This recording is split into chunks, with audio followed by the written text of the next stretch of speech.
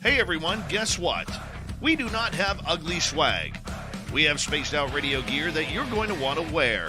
Why? Because no one wants to wear ugly clothing. So head on over to spacedoutradio.com and go shopping today.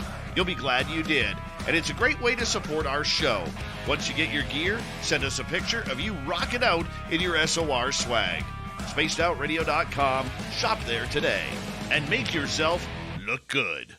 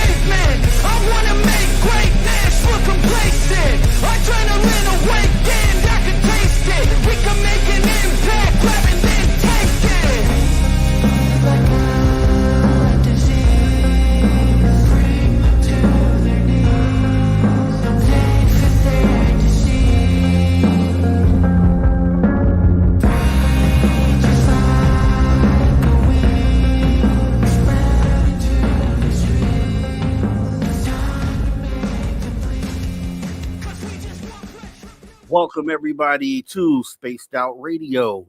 You're getting the After Hours edition today, filling in for Dave Scott. We're going to have a fantastic and awesome show. We have our guest tonight, Walter Bosley, who's an author, ufologist, ex-CIA. I'm going to ask him when he gets in here. Anyways, we're going to have a great time here. We got Dirty Phil's going to join us as well. And we're just going to jump into it in just a minute here as we get ready to welcome everybody into the show today. So let me see who is actually here. I know it's been sent to me already, so I have to check it real quick. Courtesy of Race Fan didn't send it today. Okay, Race Fan. Okay. Let me see who's in the chat then. Let me go back. It looks like we have. I'm just going to guess it's Race Fan with the gold. I'm probably right, but we'll see. It shows Michael Morris with the gold tonight. Then it shows Race Fan with the bronze. And then it shows Robert Lamont Jr. with the bronze. Race Fan with the silver. Robert Lamont Jr. with the bronze. Okay, here we go. What else do we have here? We have Brown Dorf in the building saying, good evening. Appreciate you coming in. We have Abbott Hoffman. We have Laura Lobbs, Kitty Catty Whack, Forrest Louie, JSCO 77, Jackpot, Marco, UFO Report, Tim James. We got Corey in the building. We have Eternity Eternal, Cosmic Joe Chronicles, Matt Carter. See how many I can get through here. Paul Holland, Flat 6, Melvin WD40, lubing us up, Miss Catherine Jones, Lars Jansen, Carl Bittner,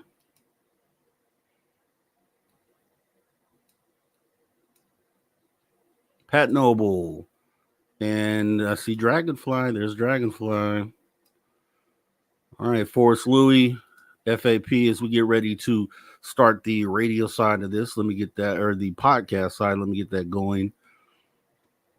Welcome to Spaced Out Radio, After Hours edition, filling in for Dave Scott. This is Mr. Rob G. We're going to have a fantastic show for you tonight. Our guest, Walter Bosley, will be coming in talking about the guidebook to time traveling. Very interesting subject. Can't wait to get into it. And we are going to have an awesome show tonight, as we got about 30 seconds before we jump in on the radio side. You guys get ready, get it together. We had a fantastic weekend. If you missed it, you can jump into the archives, spacedoutradio.com/ at spacedoutradio, YouTube, and go ahead and check out anything that you missed there in the archives. They are endless. And here we go.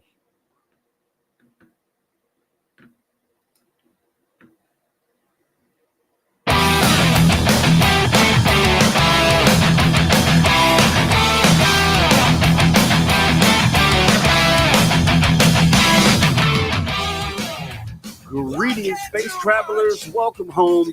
You just tuned your dial to Spaced Out Radio, the only place where you can own the night. I am your host, Mr. Rob G, for the night. And we're broadcasting to you on our terrestrial affiliates across North America and digitally on digital platforms around the world. Remember, you can access our archives for free. YouTube.com/ at Spaced Out Radio.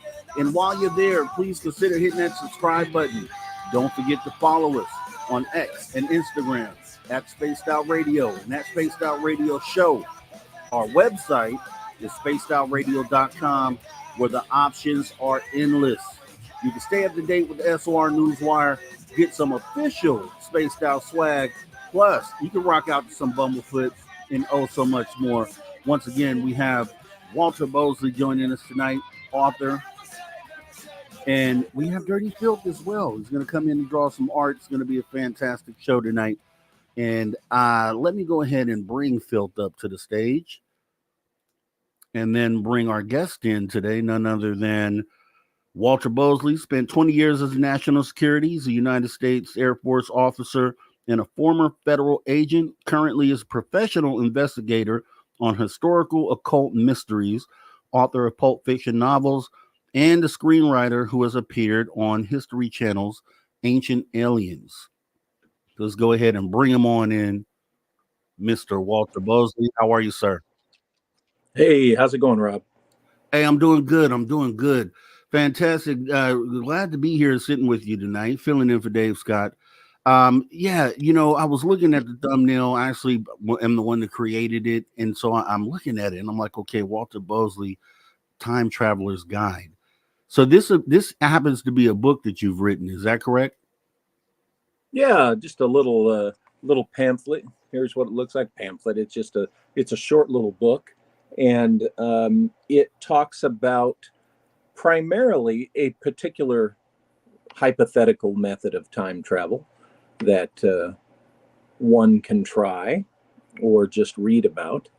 But what went into it was some research that I had done relative to the Ingersoll Lockwood mystery, and the interesting analysis one does of the book and the film Somewhere in Time.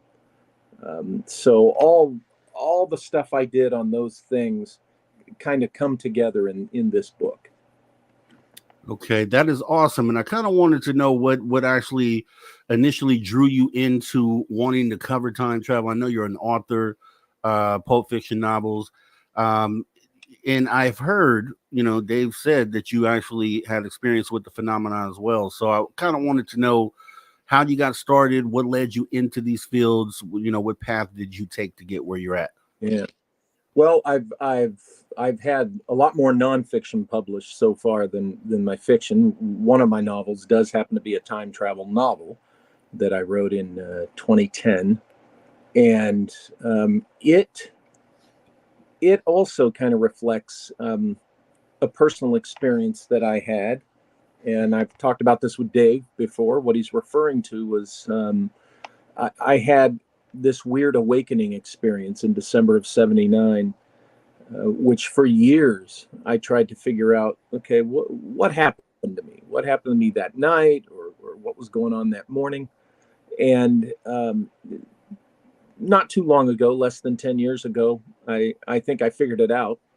And that is that I have a personal hypothesis, that we can all travel through time shortly after we die. And this has to do with the goddess Hecate, who we are told stands at the gateway to the underworld and the afterlife. And she stands at a triple crossroad. And it took me a while, but through the years of analysis of the phenomenon and the strange personal experiences, and the analysis of the Somewhere in Time novel and film, I realized that the triple crossroad where she stands is past, present, and future. It's where they all intersect. And so there she is. And if you see her, or whatever she represents, after you die, you're standing at that crossroad. So you can go straight forward, continue on into the underworld, or you can go into the future, or you can go into the past. And my thinking is it's the past life you've just lived. So, that idea was bouncing around in there, and it kind of clarified some things to me. And I realized, wait a minute, this model fits more than anything else. I mean, I've had people tell me, oh, you were abducted. There's always that ET, everything's ET, an obsession with aliens. And I said, no, this has nothing to do with extraterrestrials. Although my associate Seshari still disagrees with me on that, but had nothing to do with extraterrestrials. It really, to me, is best explained by, at some point in the previous time I lived this particular life, when I died, I took the option of jumping back in time in my own life, and I jumped to my 16-year-old self. I do have an idea in there somewhere that transposition of numbers plays a role in this. So that meant that I died at 61 last time and went back to my 16-year-old self. But I've come recently to think that I don't know if I'm right about that, or if that would be that strict. Maybe that has to do with I'm approaching my 61st birthday and I don't want to die just yet. But anyway, that's my idea, my hypothesis of time travel. And I think, I don't believe it, I think it, that this is something that we can all do. But there's, other possibilities, and I've been reading about them since, like a lot of people, seeing time travel in movies, reading time travel in books. It's a fascinating idea that just, everybody, loves the idea for all the possibilities, that you can do in your own life, that you can go see historical figures. So, I think that's why time travel stories and films are so popular, is because of the possibility. Wow. Yeah, I was actually going to ask you that. So I'm glad you answered that. They say time is linear, and you speak about past, present, future. Like, how would you define time? What would be your definition of time? How do you see it? Well, how mankind measures time is linear, because we measure it in a very practical, materialist way of, as each moment passes, right? But that is just the human definition of time. Time itself is something else, and it's not linear. I had someone, my mentor years ago, who told me that it's circular, and we'd got into how, and this is an old idea, how time is circular and it goes in cycles, right? And cycles repeat themselves. Well, I was having a conversation one night about the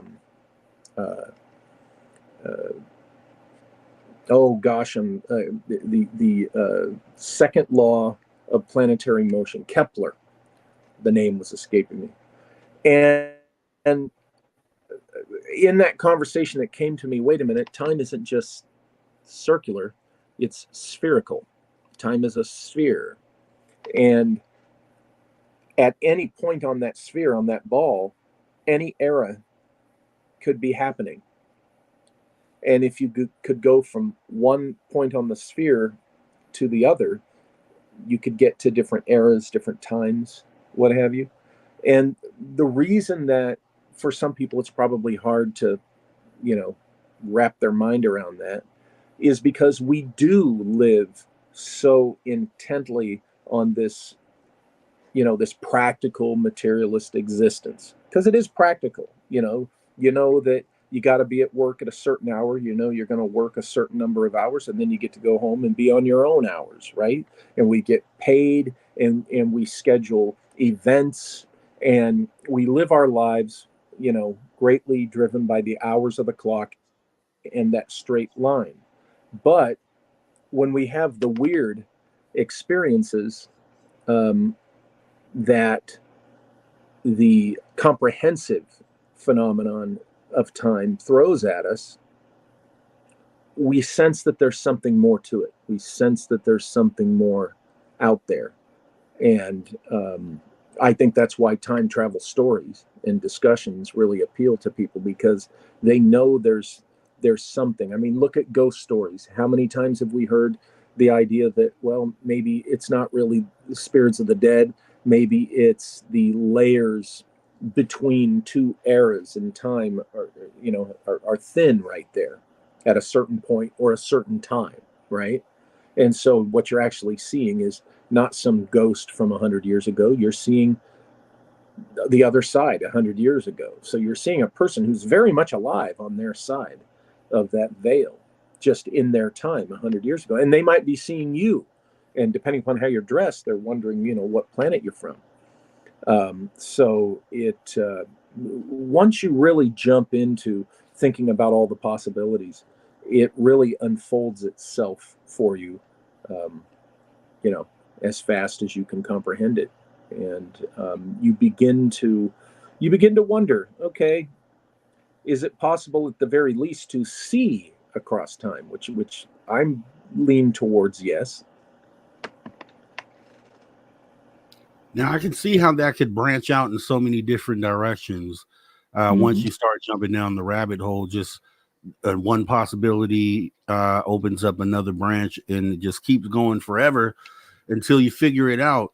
Now, when you speak about, I'm just sitting here thinking about the past, present, and future as it pertains to, I guess, the spirit realm. So after you pass, I'm just trying to see how does that, what is what would be the practical use of traveling back in time in the spirit realm?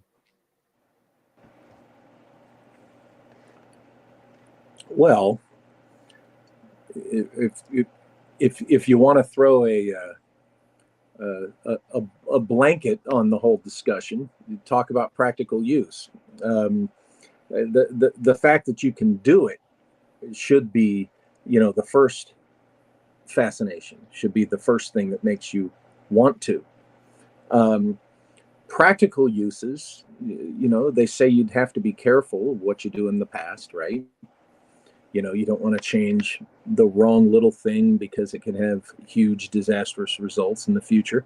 But is that something that other time travelers have created to discourage other people from trying it? Here there be tigers. Oh, don't go in the past. You're going to screw something up. Meanwhile, they're going in the past. But the practical use, you could get personal, important family information, for example. You could, if there was a question about, some property or whether this person, lived in that place or not, you could go back and confirm these things.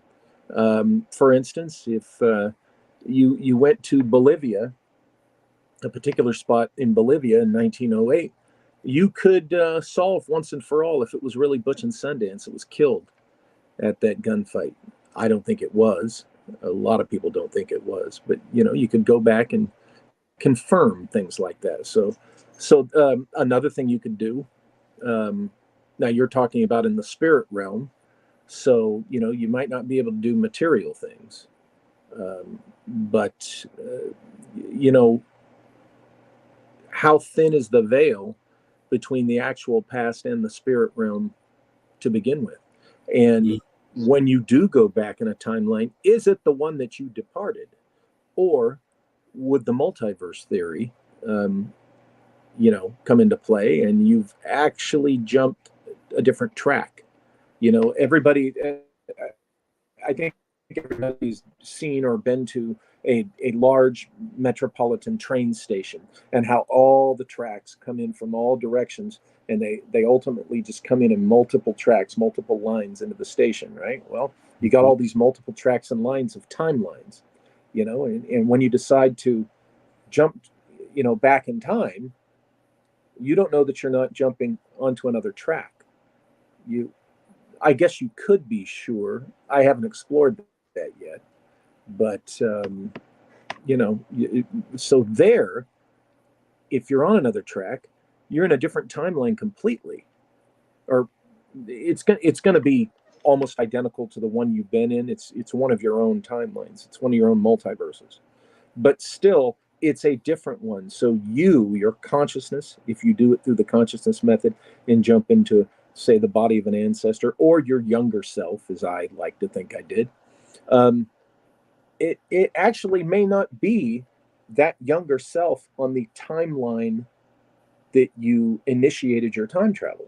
So when I was, the age I was, whenever it was that I died, and there I just died, and I'm standing at that Hecate point. I like to call it the Monge point, and I'll explain that later. You're standing at that Monge point, and you got your choice. Okay, fine. You're going to go back in time in your own life, but it could be the you on the other timeline, the other track. And so maybe it's not exactly the life you just left that you just lived. And that could cause some practical issue. That could cause a lot of confusion, aggravation, and frustration when things maybe in that new timeline you've jumped into don't work the way they did in the other one. See, it's more than just time. It's more than just space. It could be the very workings of each dimension are different. Say, the one you're in initially that you jump from is a place where, golly, if you get a job and you work hard, you can make it. Well, maybe the other one you jump into, that's a world. It's your timeline. You recognize it. It's one of your multiple multiverse timelines. But what's different about it is maybe no matter how hard you work, nothing works. You can't get anywhere. And, there's some practical frustration right there because, in your mind, unless you've jumped to essentially another dimension where it's different, you're trying to figure out, what the hell, why I'm making all the right practical moves. Why isn't this working? I probably could have used, a better example, but no, I think that's great. No, and yeah, because the way I'm just trying to think through it is that I can see what the application would be for us here just on the living side. But I'm just looking like, okay, once you pass on and you're in this spirit realm, I feel like, and obviously I don't know, but I would feel like time wouldn't apply, or if it did apply, that you would probably have access to all points in time. And I guess that's essentially the road you're talking about. Yeah, essentially the intersection of past, present, and future. It's symbolized by a triple crossroad. But, the idea is that you can go different paths. Now, remember, here's the thing. Yes, when your body dies, this is what I think. A lot of people think the same thing. Not everybody has to. But I'm one of those that thinks when your body dies, your consciousness, okay, who you really are is that consciousness, that continues to exist. And that doesn't change. For a number of years, you're in a physical body on the physical plane. And then when you die, you're out of that body and you're in this other place, the underworld, the afterlife, whatever you want to call it. But it's still the same thing. Okay, it's your consciousness, your soul, whatever you want to call it. And if you choose to go back into a material plane and inhabit a body, that's what I'm saying that, you have the choice to do, I think. Okay. So yeah, you go right back to, I mean, believe me, there's days where I ask myself, why in the hell would anyone want to repeat this? And then there's other days where it's like, now I understand why I did, if I did.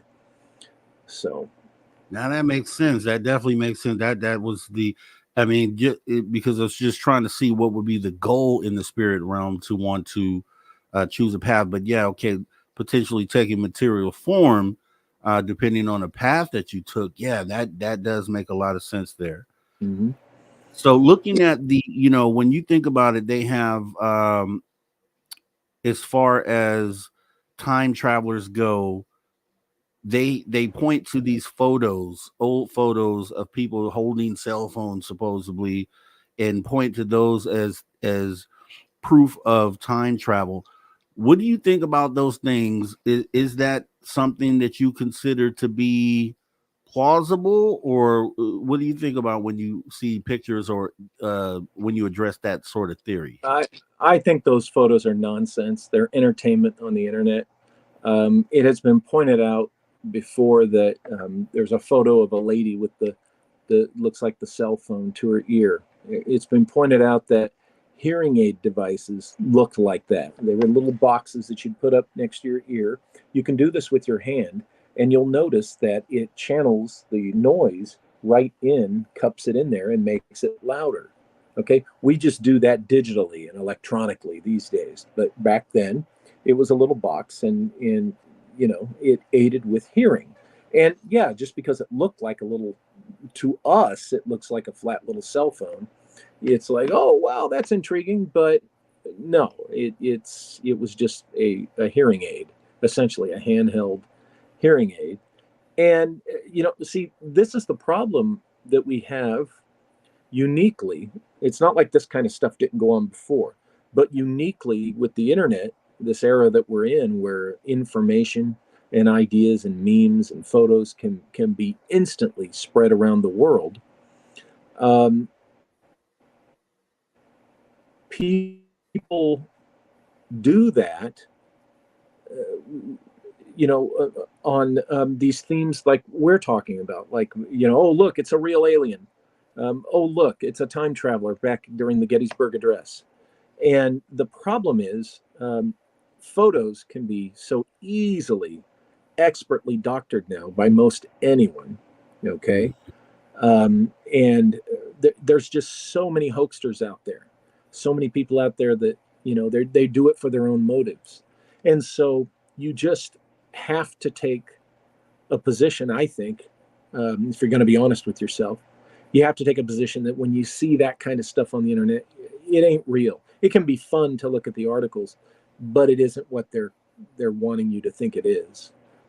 Now, what might that serve as far as an agenda? Well, it could, that kind of thing could be encouraged. Before you jump into it, Walter, could be encouraged. Oh, okay. I'm just saying it could be encouraged to discourage you from taking the topic seriously. Like if it's clearly a hoax photo, you'll not take time travel seriously, and they want you to not take time travel seriously. Okay, yeah, and I want to jump in. There's some other things that I wanted, questions that I have about time travel. So you guys don't go anywhere. Stay right there. We'll be back right after this break with Walter Bosley as we talk about time travel. The guide to time travel. Is it a real thing? Can we do it? What would you do if you could go? Where would you go? We'll ask questions like that and more after the break. You guys stay tuned.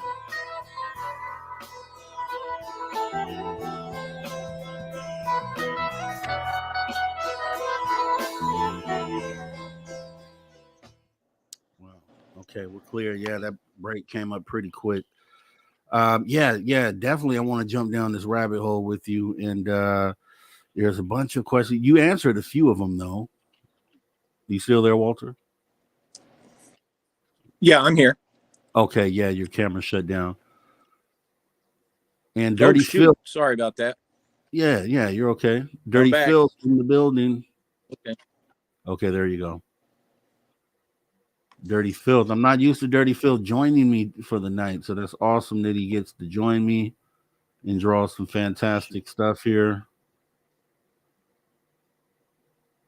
I'm having to do this on my phone because my Wi-Fi's down till Wednesday morning, and I have an annoying person texting me. Oh, okay. Yeah, and you had broke up a couple times, but for the most part, you came through okay.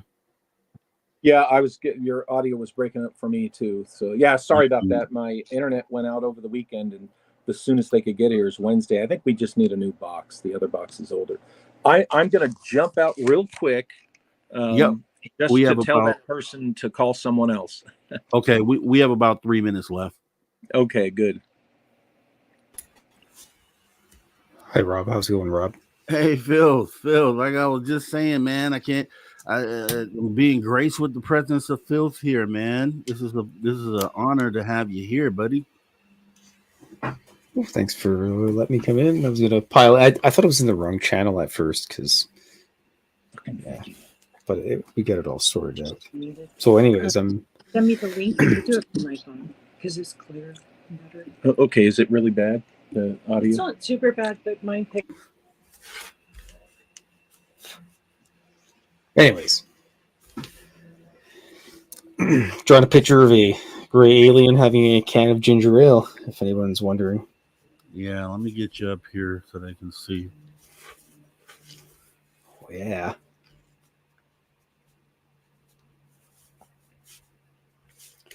It has to be Canada Dry ginger ale.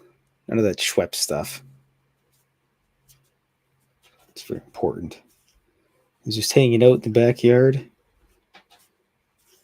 Labor Day weekend. Doing gray aliens. He's trying his best to adapt to human society. Those gray aliens trying to. Yeah, I'm not an alien. Just your neighbors are weird. So there he is.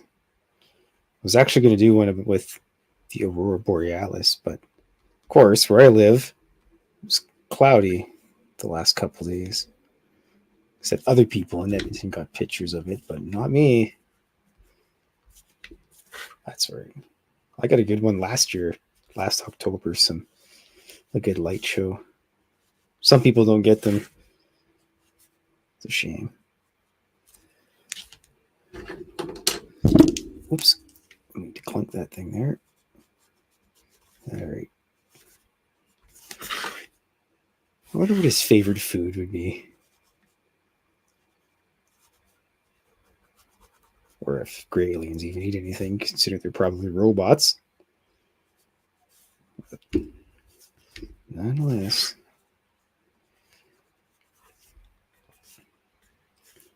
Put little grass tufts in there. There's probably some fairies that live in them. That's why you don't mow your lawn. So let it get overgrown and the gnomes and the fairies will take care of your yard for you. Super easy. It works out good. I bet you Varla Ventura would agree with me.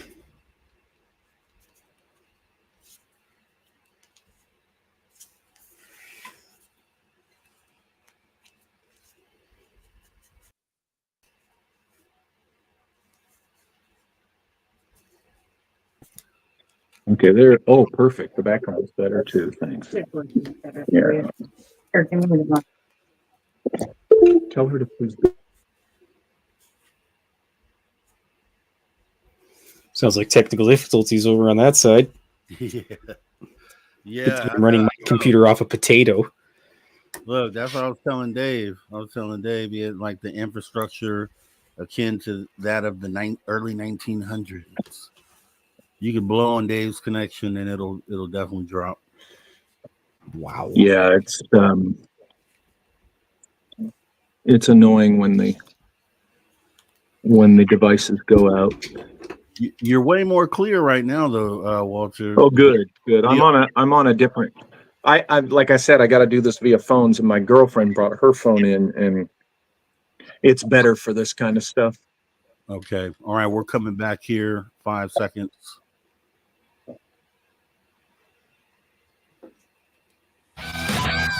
All right, everybody. Welcome back to Spaced Out Radio.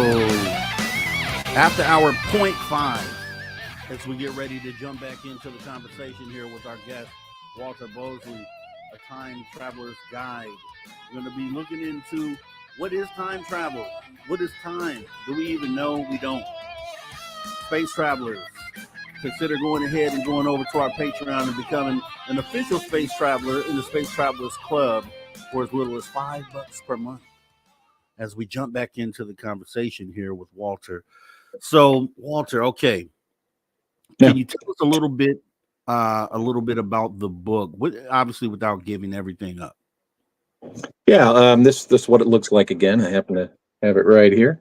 And this book I wrote with the intention of it being, when I say fun, I don't mean, crazy wild party man fun, and I don't mean that it's a big laugh riot, that it's intended, it's not a joke, it's not, making fun of time travel, but, it can mostly be read by most people, and you don't have to take it too seriously. However, I did write it in such a way and present material that, I take seriously, and it kind of suggests a method of trying it yourself. So, it's one of those that you can either enjoy it for some interesting, thought exercises, thought experiments, or you can try the method if you like. It really focuses on what I call the consciousness-driven time travel method. Now, I didn't create this. I think it was created by two science fiction fantasy authors, Jack Finney and Richard Matheson. Most people have probably heard of Richard Matheson. They've certainly heard of or seen Somewhere in Time, the film with Christopher Reeve and Jane Seymour, where she's an actress, he's a playwright in modern times, and he goes back because he falls in love with her photo, and a bunch of romance and drama ensues. But it's the method that he uses to get back in time. He's staying at the hotel that existed because she stayed there, so it's an old hotel. Okay. And he buys a suit from the period, like 1905, 1907, before he's going back to 1910. And basically he gets in the room, he gets rid of all the modern furniture and everything, and he convinces himself that he's back in 1910. Okay. And it works. He falls asleep, and when he wakes up, he's in the past. Okay, a nice fantasy story, but a good friend of mine, an author and gentleman named Seshari, who's written a fascinating book called The Handprint of Atlas. He did a really thorough analysis. We worked on it together, but he really did this thorough analysis of Somewhere in Time, both the film and the book. And wow, he discovered some fascinating things that Matheson embedded mostly in the film. There's this Egyptian symbology in mythology running through down to the room numbers. If you do the numerology on the room numbers in the hotel in the movie, it adds up to very meaningful results within the context of what's going on in the story. Basically, it's way too complicated to get into right here. But basically, it suggested to us that Richard Matheson had learned something about time travel, and he was trying to tell us, he tries to tell us in that book, the novel, and especially the film. Okay, but he wasn't the first. His book came out in 1975, and the film Somewhere in Time came out in 1980 or 81, 80, I think. And but Jack Finney, who I mentioned, his time travel novel titled Time and Again came out in 1970. And the method of time travel that the traveler uses in that book is virtually identical to what Matheson uses in his 5 years later. In this, in the Finney book, the protagonist is an illustrator, works on Madison Avenue, and an army officer, intelligence officer, comes to him and says, "Hey, I run this secret project." And he brings him in, introduces him, shows him, reveals it to him that it's a time travel project in which they've bought a big warehouse. They've divided it into apartment-sized cubicles, and the prospective time travelers, they dress like the era in which they're trying to get to, whether it's ancient Rome or the Old West, what have you, and they're surrounded in their apartment by the trappings and environment and sounds and everything of the period they're trying to get to in the past. Well, this particular illustrator, they want him to go to 1880 New York and contact somebody. So he gets in there, and you use the power of your mind, just like I described. You're in the clothes, you're surrounded by the trappings, and the power of your mind, you transport yourself physically back into that time. Well, this is how Finney's character travels through time. This is how Matheson's character, 5 years later, travels through time. And here's what we have. When I had read these books years ago, but then when I reread them and looked at them again, I realized, wait a minute, the way they're describing this time travel, you sequester yourself, you focus intently, you block everything else, right? I thought, this sounds like what remote viewers do. And I thought, isn't it interesting how in the Finney novel, they're in cubicles, they're by themselves, they're sequestered, no distractions from the outside, and it's a secret army project. I thought, wow. Now, Finney's book came out in 1970. We're told that the remote viewing program didn't start till 72. Well, did someone in military intelligence, or SRI, or Ingo Swann, did they get the idea from Finney's story and then applied it and found that it worked? Or was it going on before 1972 and Finney learned about it and wrote about it, or they let him write about it? Who knows? What I find interesting is the juxtaposition of that story and Matheson's story, using a method of time travel that looks a lot like remote viewing. Remember, the remote viewers, Joe McMoneagle, Lynn Buchanan, and all of them will tell you they can see across space and time, right? So, what's going on there? Is there something true in the Finney novel Time and Again? Is there something true in Matheson's novel, originally titled Bid Time Return, but it's now called Somewhere in Time, and especially in the film? This is what I wondered. This is what I explore in the book, and I've explored elsewhere before, because we have a man, an author named Ingersoll Lockwood, who in the 1890s wrote a book that appears to predict, the emergence of Donald Trump on the scene over 100 years later. And so the question is, did he get his information by himself looking through time, or did he get his information from a time traveler? Because in the book, one of the books that this Lockwood guy wrote in the 1890s, there's a little boy character. His name is Barron Trump, just like Donald Trump's son Barron, but Trump's son, it's 2 R's. In the novel, the fictional character, it's 1 R. But there is a particular illustration done in the 1890s for this book that looks identical to Donald Trump's son Barron in 2015, at the time Donald Trump announced, around the time he announced he was running. So you have to ask yourself, did the illustrator for the book see through time, or was he a time traveler? Because the name Barron Trump and the likeness is just too uncanny. That's a whole other discussion in itself.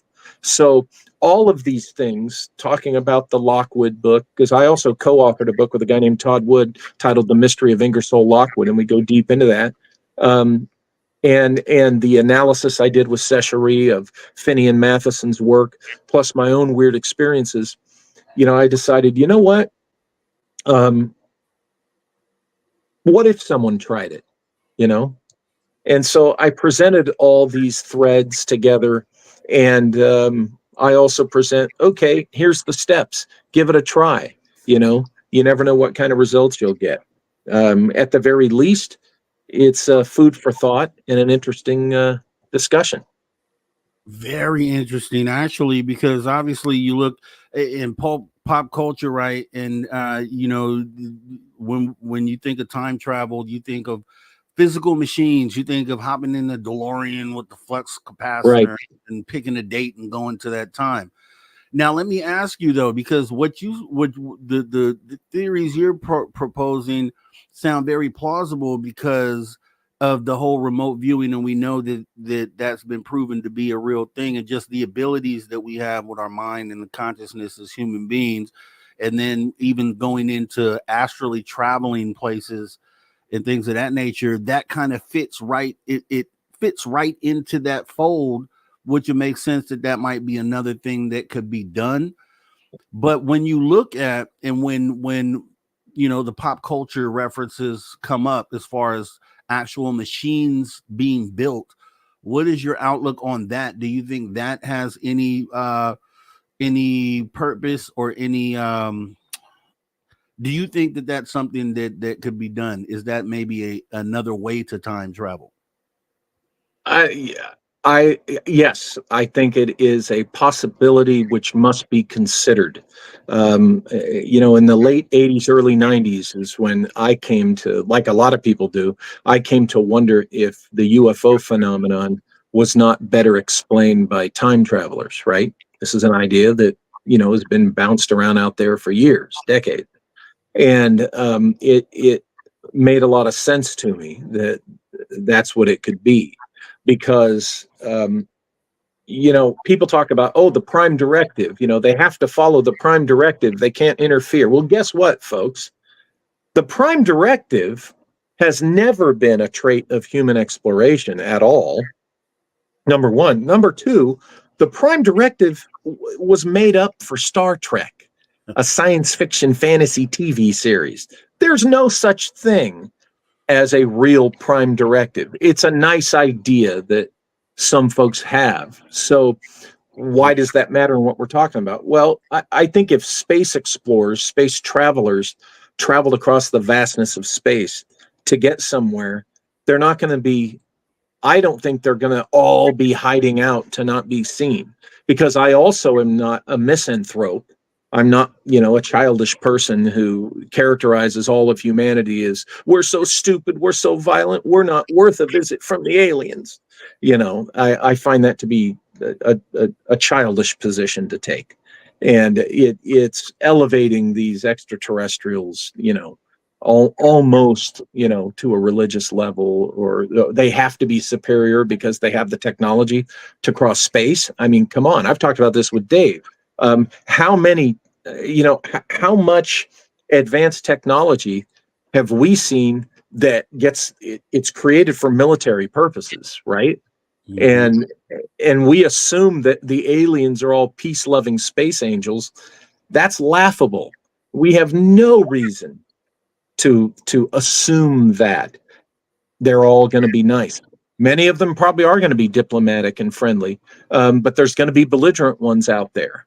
And here's the thing: either way, friendly or belligerent, I think they're going to make themselves known if they're extraterrestrials who have traveled really far. So then you got to ask, who is it that would be in these flying saucers or what have you that maybe wouldn't want to be seen by the masses, that maybe would rather say, we're from Venus, we're from Mars? Well, maybe if it's a time traveler who doesn't want to interfere to mess things up, that's where your prime directive, the fantasy thing made up for Star Trek, but that's where your prime directive would actually come into practical play, is with time travel, not so much space travel.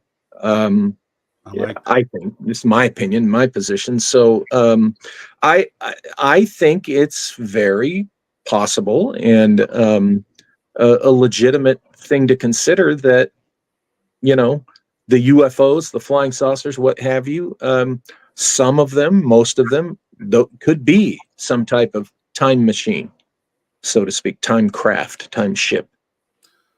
And I like that. I like that. The not being seen as to prime directive really only potentially applying to someone that may be time traveling, not wanting to interfere. And that's a good one as well, because I mean that's where you get into like the butterfly effect and like the grandfather paradox, and not wanting to alter the future, potentially exiting yourself out of existence by doing something wrong while visiting the past.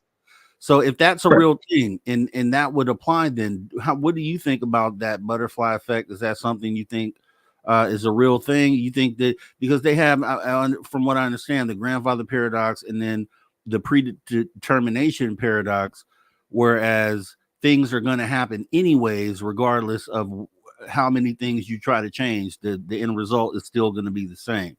So I think that there's something to that, definitely. Here's the thing. People say, well, how can you have predetermination, predestination, and free will? Here's how you can have it. As individuals, how we go about our lives, we have free will, okay? Now, in the big picture, the macro, there are certain iconic and what's the word? Not like archetypal things that, for whatever reason, by design of our reality, are designed to happen. For instance, in the mid, or just beyond the midway point of the 19th century, a big leader of a nation must be assassinated, must die, and blah, blah, blah. Well, in the 19th century, that's Abraham Lincoln. So then you get to the 20th century. If time has a looping, repetitive nature, you get into the 20th century, and you have the JFK assassination. Gee, that's only 98 years after Lincoln, and there's all these weird synchronicities and coincidences between the JFK and Lincoln assassination. It's just weird, and you go, "What was JFK Lincoln reincarnated?"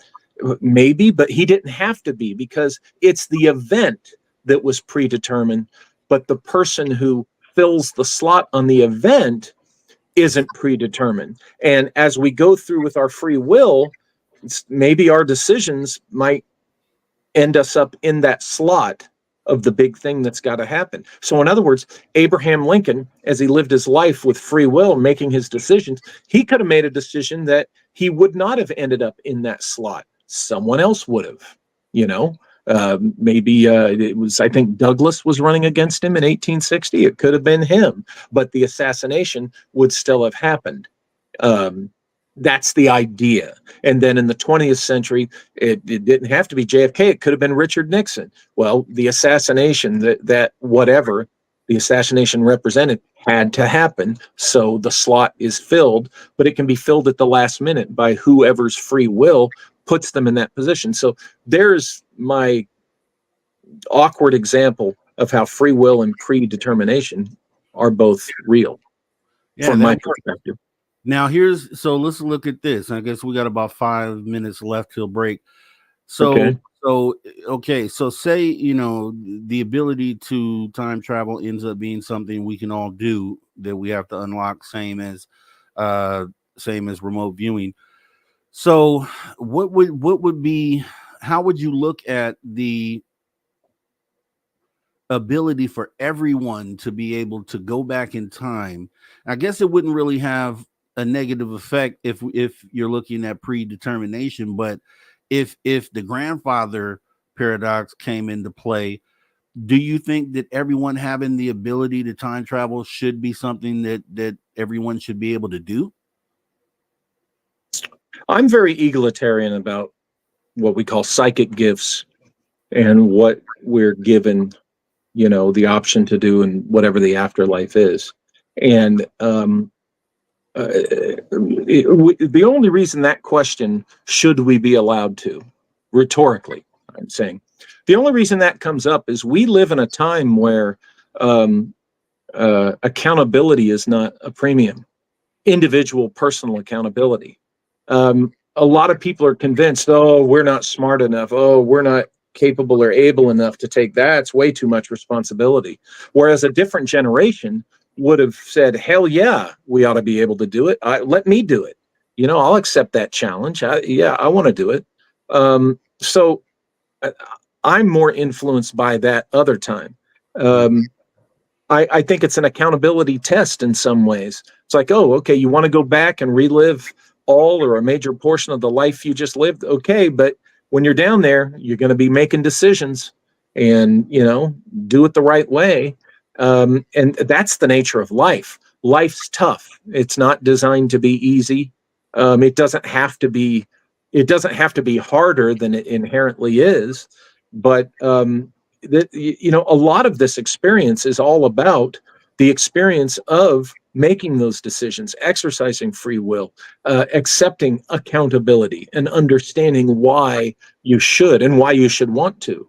Because with that comes much more freedom than not having accountability. Not having accountability, that's not freedom, that's laziness. That's the easy way out. That's the not wanting to go beyond being a child. Childhood must end at some point. Yeah, I get that too. I get that. I'm just the way I'm thinking about it. When I put that forward is just that there are unfortunately some people out there that are irresponsible in choices that they make, and Yes. don't necessarily make the best choices for the masses. So if you have those people that were able to go back and maybe alter reality based on decisions that things that they may do once they travel back in time, like should it be open to those sort of people who could technically change everything as we know it? Well, here's the thing. Maybe there is some type of check and balance. Maybe, whereas everyone is capable, if they're allowed, maybe there is a limit on it. Maybe it's like, hey, Adolf Hitler, no, you don't get to go back and relive a damn thing, to just to make it work and you win. No, Adolf, you did it the wrong way. You don't get to go back in time. Keep moving forward. We're going to deal with, so maybe depending upon the nature of your character and how you live that life, maybe you're not allowed to.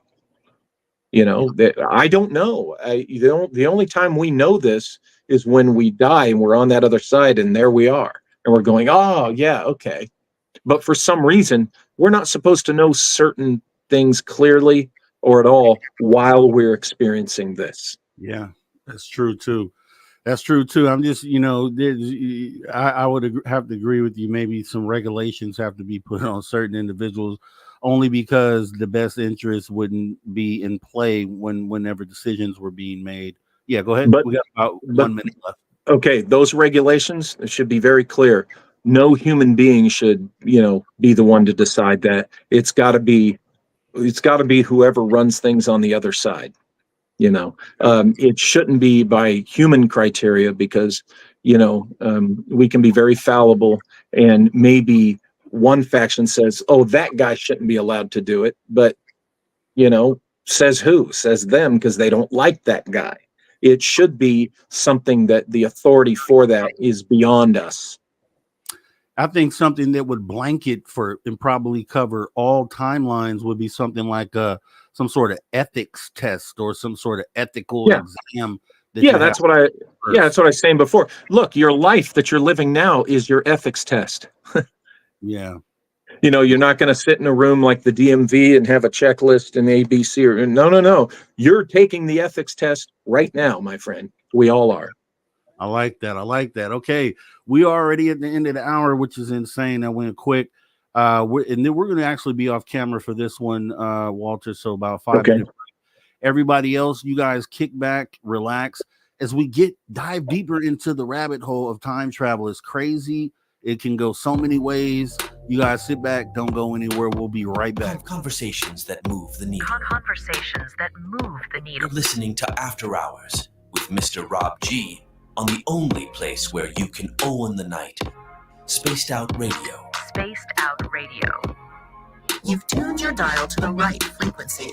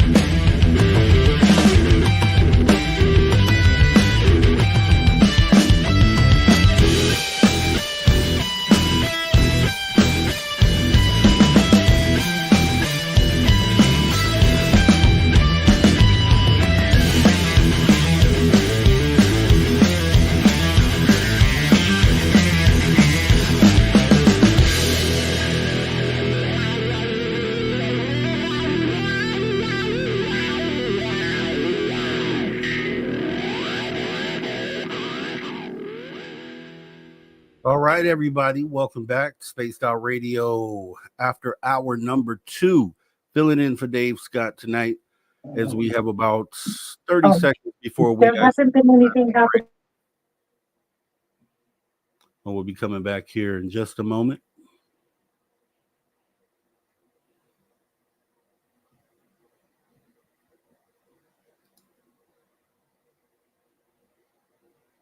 He's there.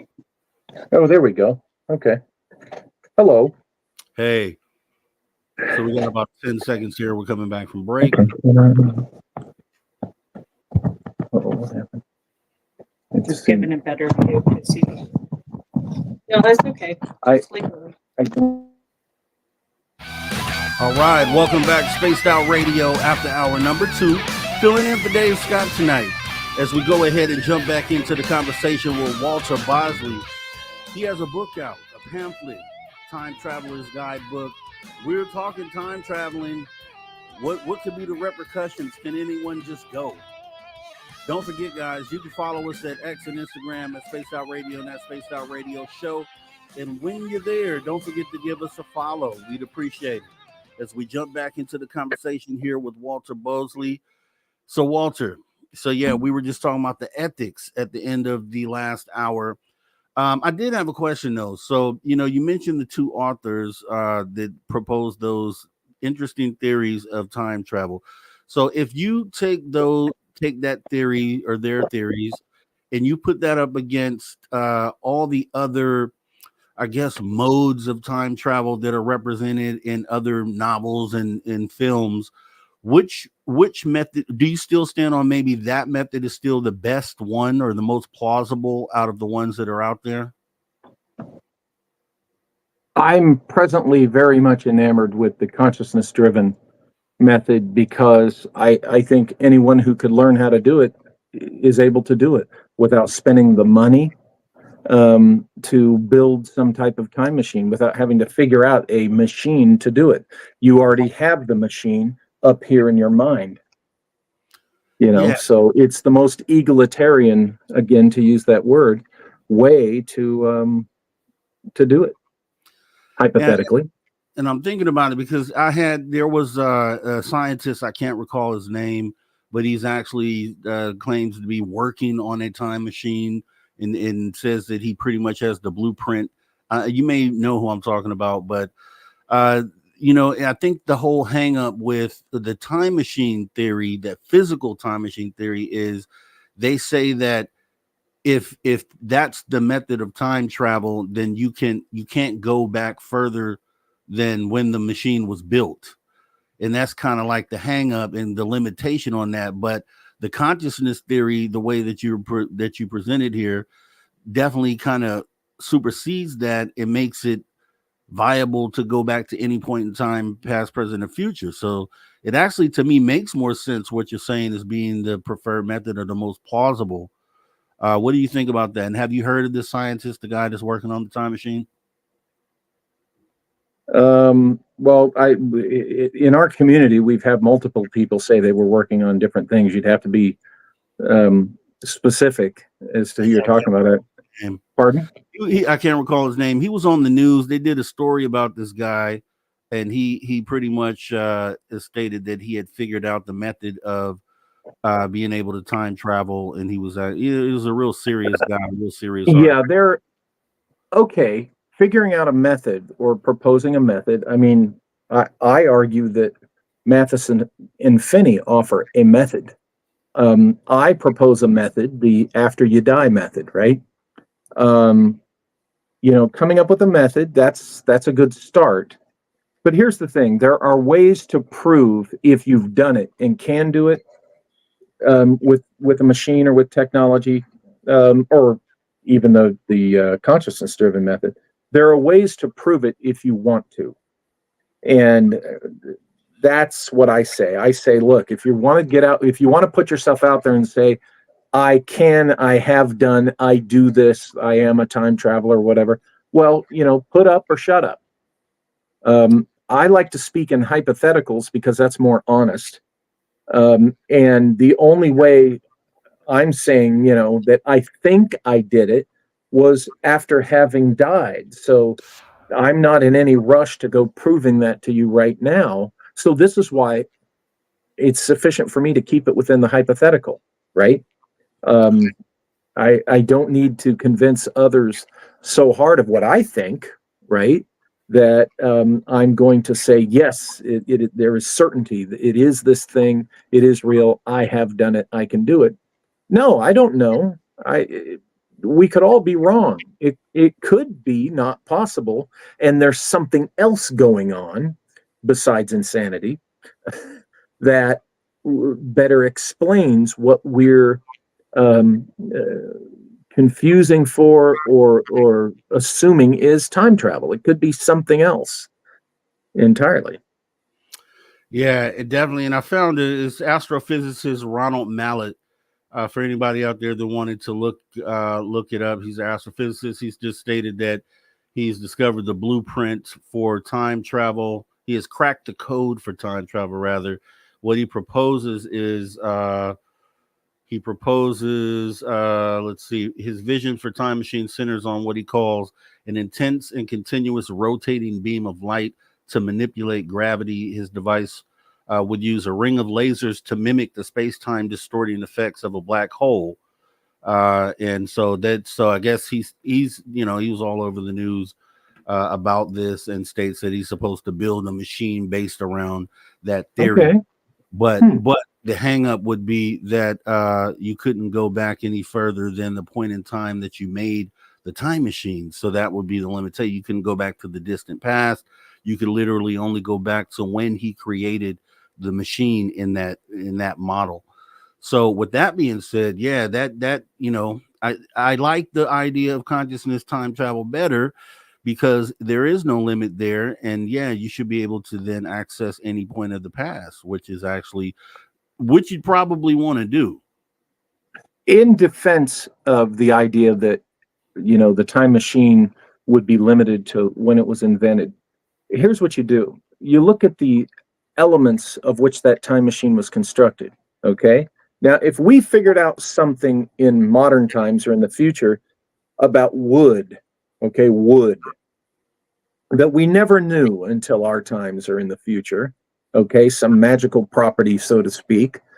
And here's the thing. If you built your time machine entirely out of wood, the construction and the design and the understanding of how it works is what was from the future, but wood existed since trees have existed, okay? So therefore, the elements of your time machine existed in the past, so you could take that machine in the past, because the only difference is how you've put that wood together. So if you used metals and other materials that have existed since time immemorial, or at least as far back as you want to go, then I argue you could take that modern constructed time machine, as long as it's made of those pre-existent elements, and take that machine back in the past, because the elements existed.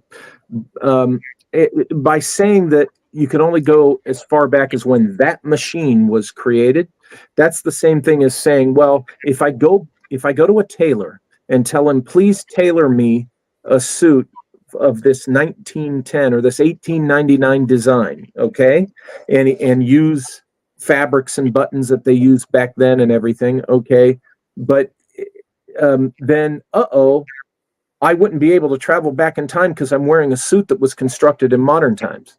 See, and I just don't agree with that. I think if the elements of the physical things, like even in the consciousness-driven time travel, you're going to be wearing clothes of the period. Well, yeah, you need to make sure that it's fabrics that existed back then, that it's stuff that existed back then, so that it goes with you. Otherwise, what? You'll show up naked, like what's his name in the Terminator, the first Terminator movie. You don't want that. That could be embarrassing. So here's the thing: we just, until you do it, we just don't know.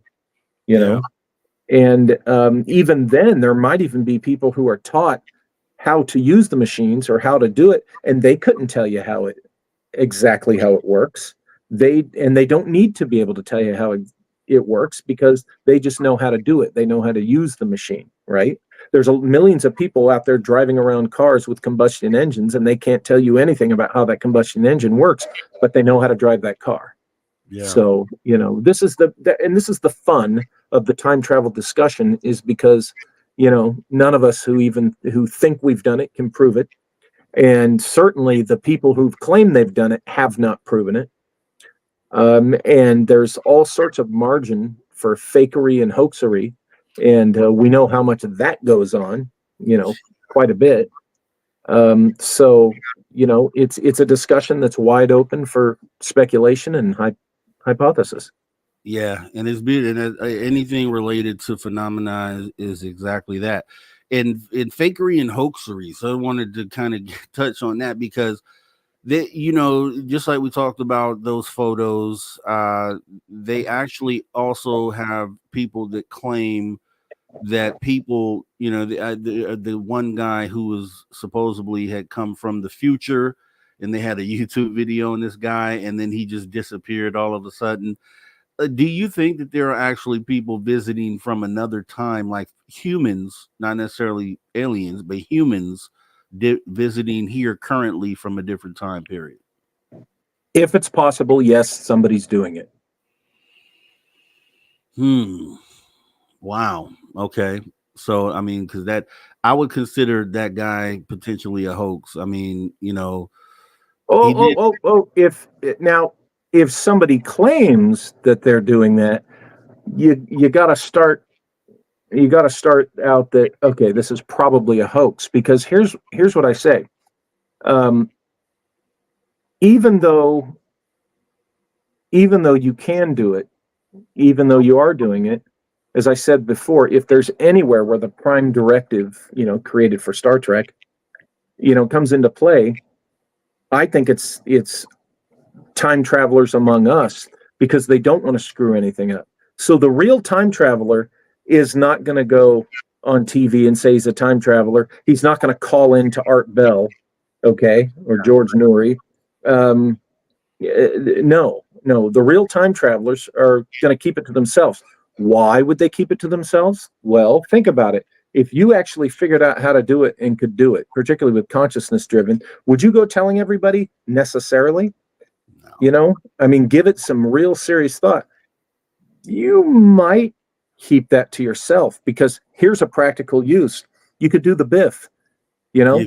you could do a Biff, and you could go back with, an almanac of sporting events, go back in the past, bet on them, make a killing, come back, with a bunch of money, bunch of gold or whatever.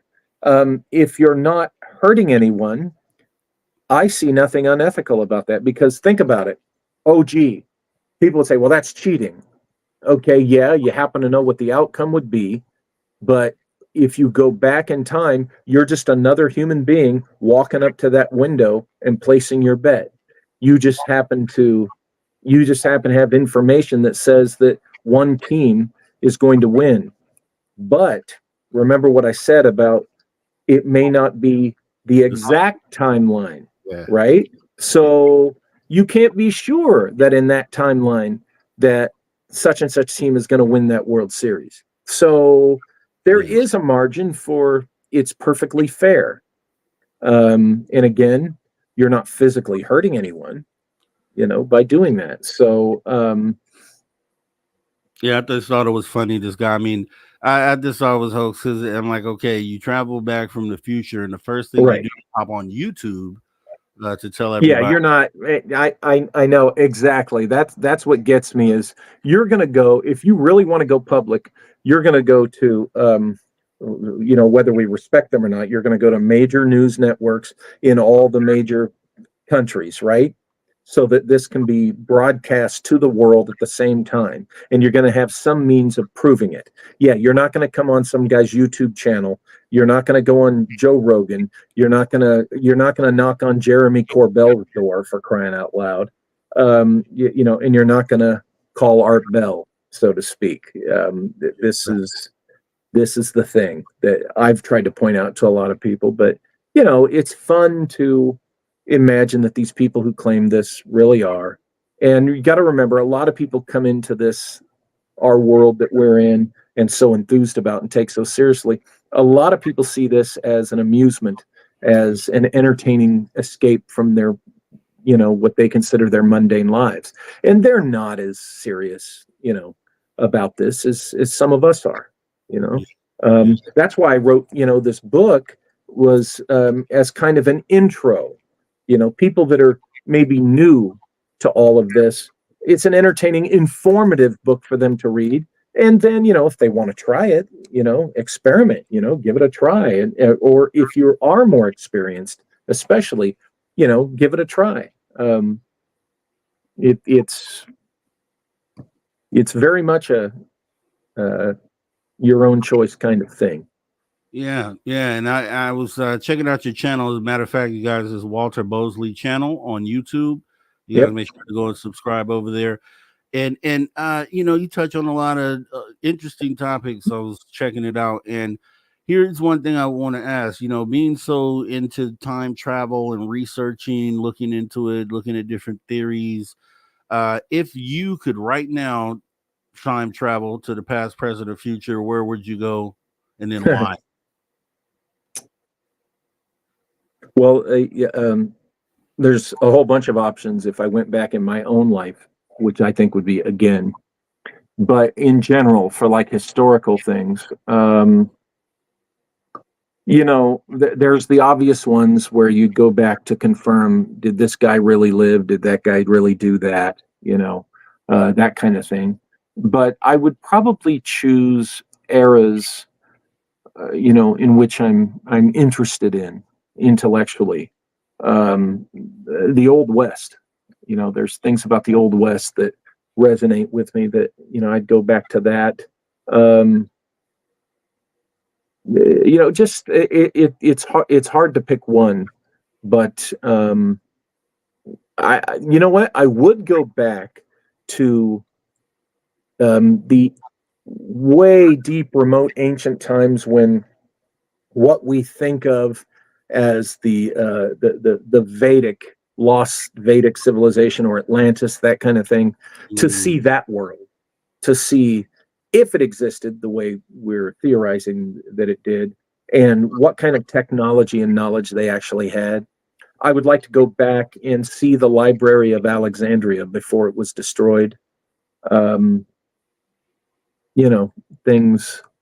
I mean, we could sit here all night and I could list off, I'd go back and, want to meet that person or talk to that guy or whatever. But it would be, things of personal interest about primarily our lost history. Maybe go back to a time where people from Mars were visiting before whatever cataclysm happened up there. Yeah. Maybe at the time where those of us who are descendants of humans who came from Mars or other worlds because something happened on theirs, to watch that happen. I would like to be in Ireland when the Tuatha Dé Danann appear for the first time. Like I said, we could go on all night. Yeah. And I think that question is meant to do that, to open that up. But what I would say is that you mentioned, and we can talk about this after the break, us potentially coming from Mars, right? I kind of feel that way too.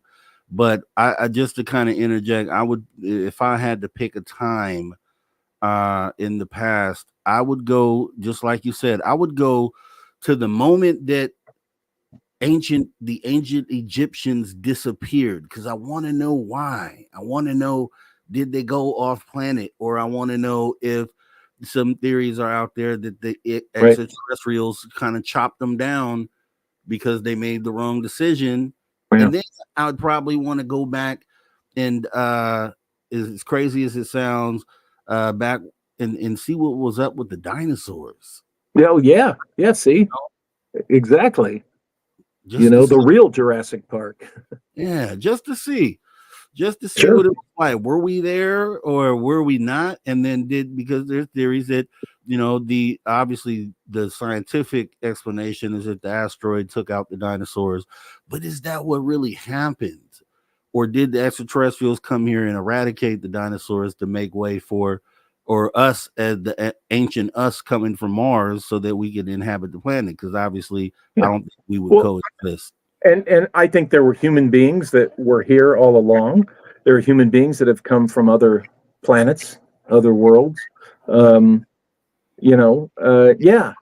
be cool to go back and see if they really did come here and see when it happened, right? And like you say, the disappearance of the Egyptians or the Maya, in Mexico, where did they go? Or the lost city, of manuscript 512 in South America. I'd want to go back to when, that was still thriving and there were people there to see exactly, who it was. There's also, go back and see, keep your eye out to see, exactly who really shot JFK, right? These are more recent things to, again, you could go on and on all night with the possibilities, and there's the motive right there. That's a motive for me, are the things that I could go see, confirm for myself, Yeah. And I guess, technically, if you crack the code and you unlock the ability to try and travel through consciousness, you could actually go to all those places. Like, why not? Yep. Yeah.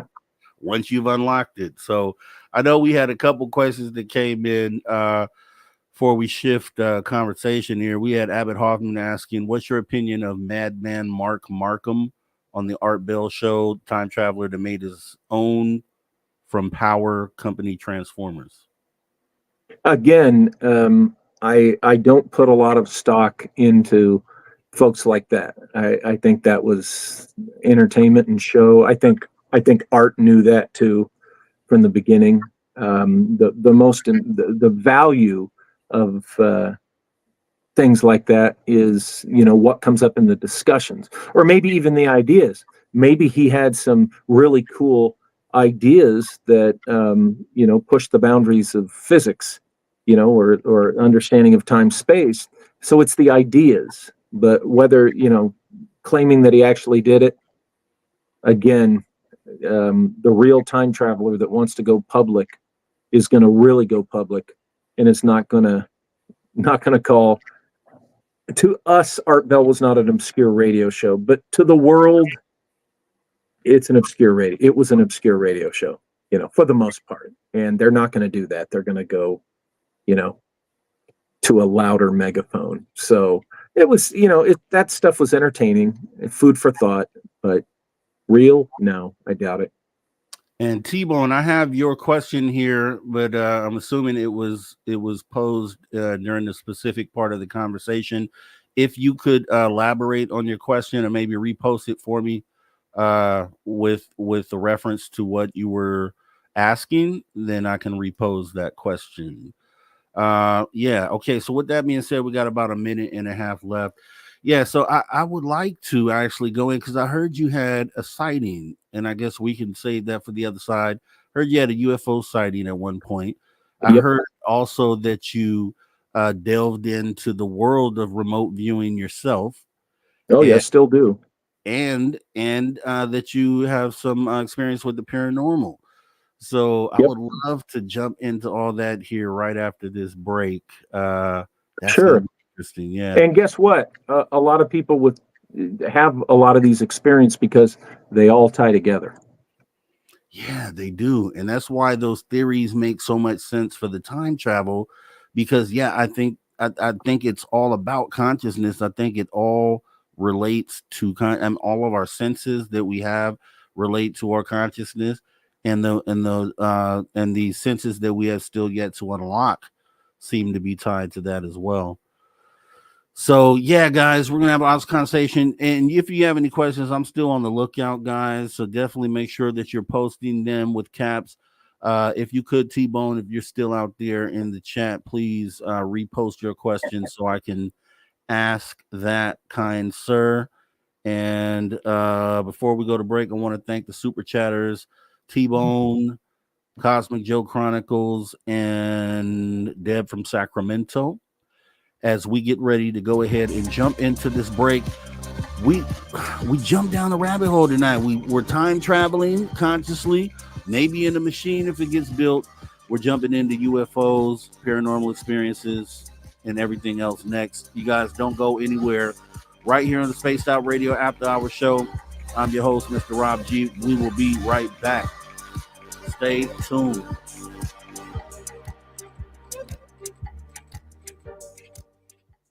What do we got? A couple of minutes? Yep, we got 5. Okay, we got that. Yep. Right, guys. Yeah, awesome stuff. Let me look in the chat here. Love be love. I'll bring him back up when he comes back. Let's see. Love be love. Missed the live show Saturday night because of introverted, isolated, kind of didn't feel up to it. Yeah, this is your place to come talk about that. LVL. This is all your friends and family are here. And this is a place where you can feel safe and comfortable. So definitely remember that. Let's see. Anything else in the chat? What do we have?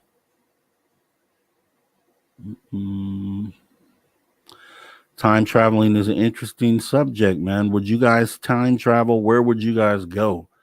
Where would you go? That's what I'll ask you. Where would you go? Same question I asked Walter. If you could time travel to any point, past, present, future, where would you guys go? I'm looking in the chat right now. If you could pick a place, pick a place, pick a time, pick an event, an incident where you would go. LVL says 2003. What's so special about 2003, LVL?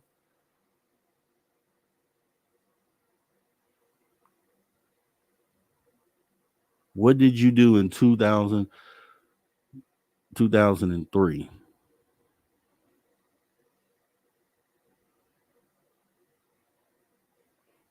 Dad from Sax says the resurrection of Jesus. Yeah, why not?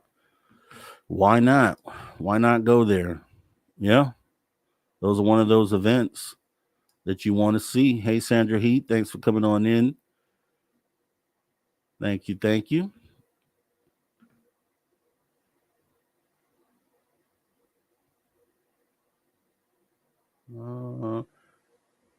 So, Abby Hoffman, your first Grateful Dead show was in 82 at the Ventura County Fairgrounds. So, would you hop in the time machine and go back to 82 and go see that show again, the Grateful Dead?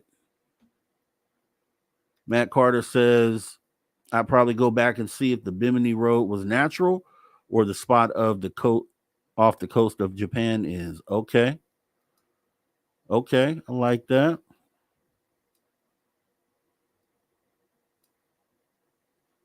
I like that.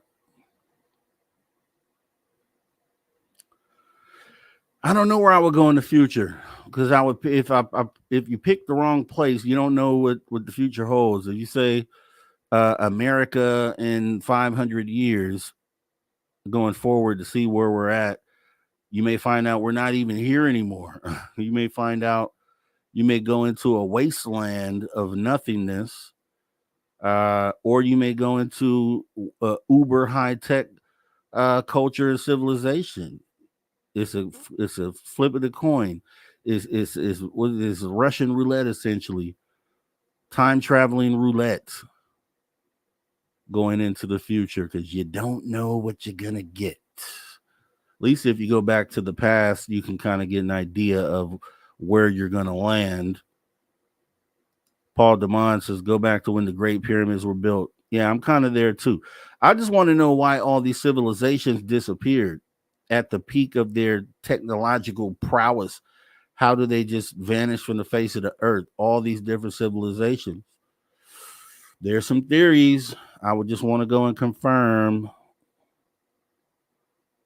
Tony D says the building of pyramids or Stonehenge, perhaps. Yeah, okay. Stonehenge is very weird. I would definitely want to know who stacked those stones. Who stacked those stones? And then, yeah, the building as well. Who moved those huge, extra large stones? Doesn't make sense.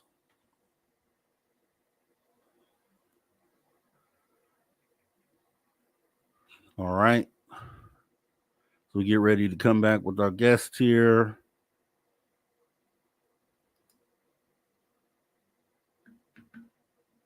Let's see.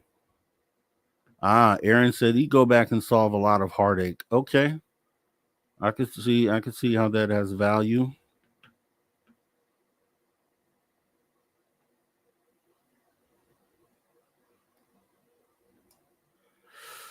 Cat Tongue said, I want to see who made the Nazca lines. That's a good one too. I would like to know that as well. And why they did it. I would like to ask them, why are you doing this? And they're going to say, because of aliens, I'm sure. Sandra, he says, maybe London, early 60s. That was a fun looking London back then. FAP says, I go back to when Cindy Crawford turned 18. Oh, okay. This guy right here. We got about 10 seconds left before we come back from break, guys.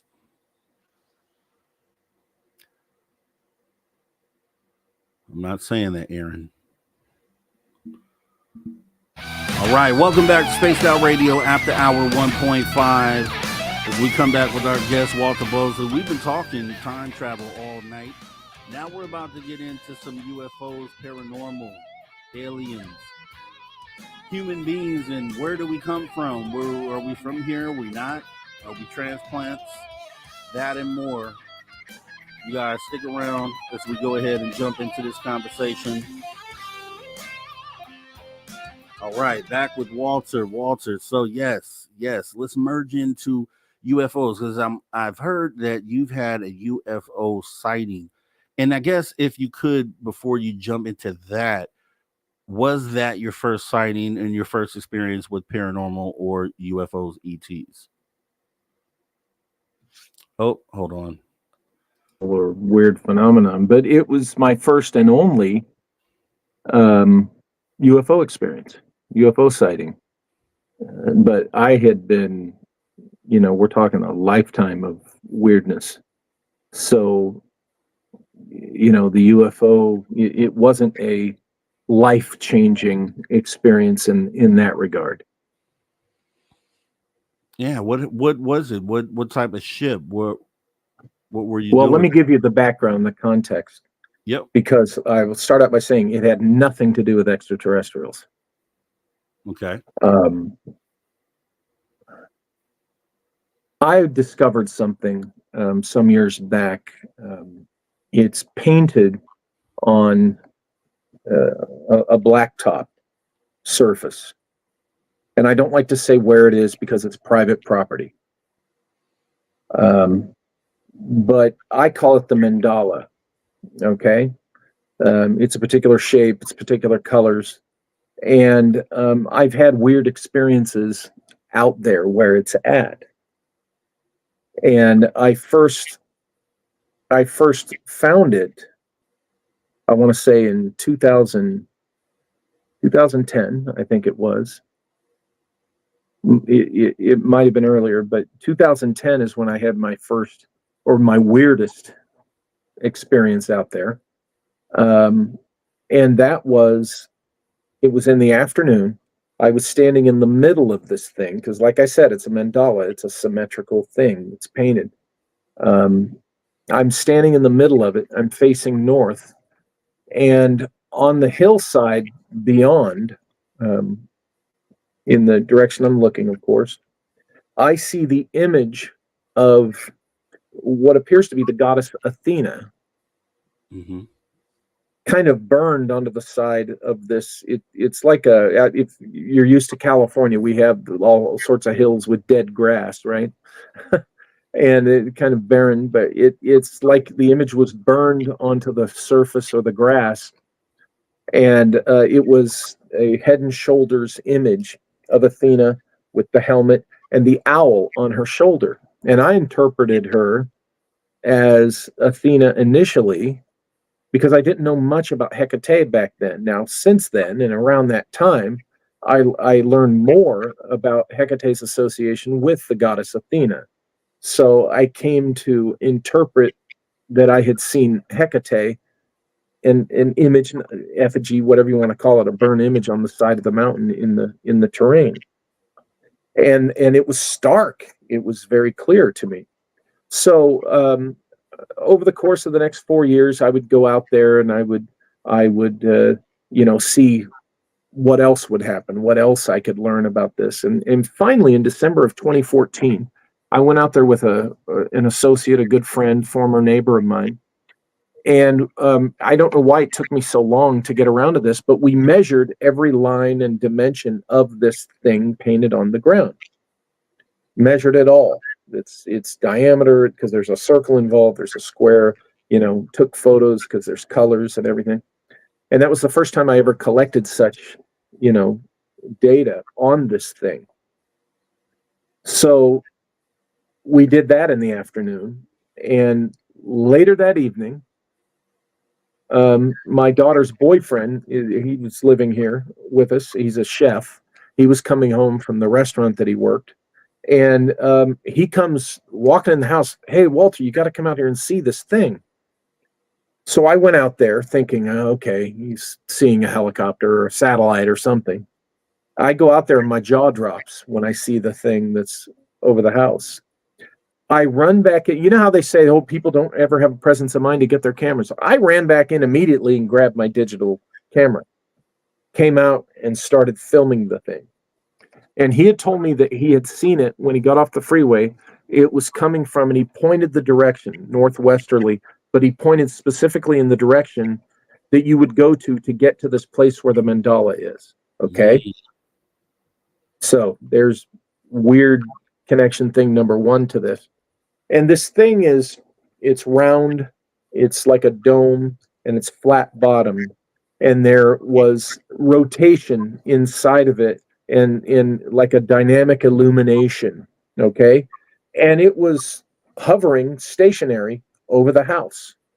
Okay. Actually right over the fence line that divides my property where I live, my house, and my friend who went with me and measured the thing over his house. As I said, he was a neighbor. And I'm looking at this thing and it's amazing. It starts moving. Okay. It maintains its attitude and its altitude. And then it starts dumping this molten substance over the side, just a bunch of it, dumping it as it moves away from us to the southeast.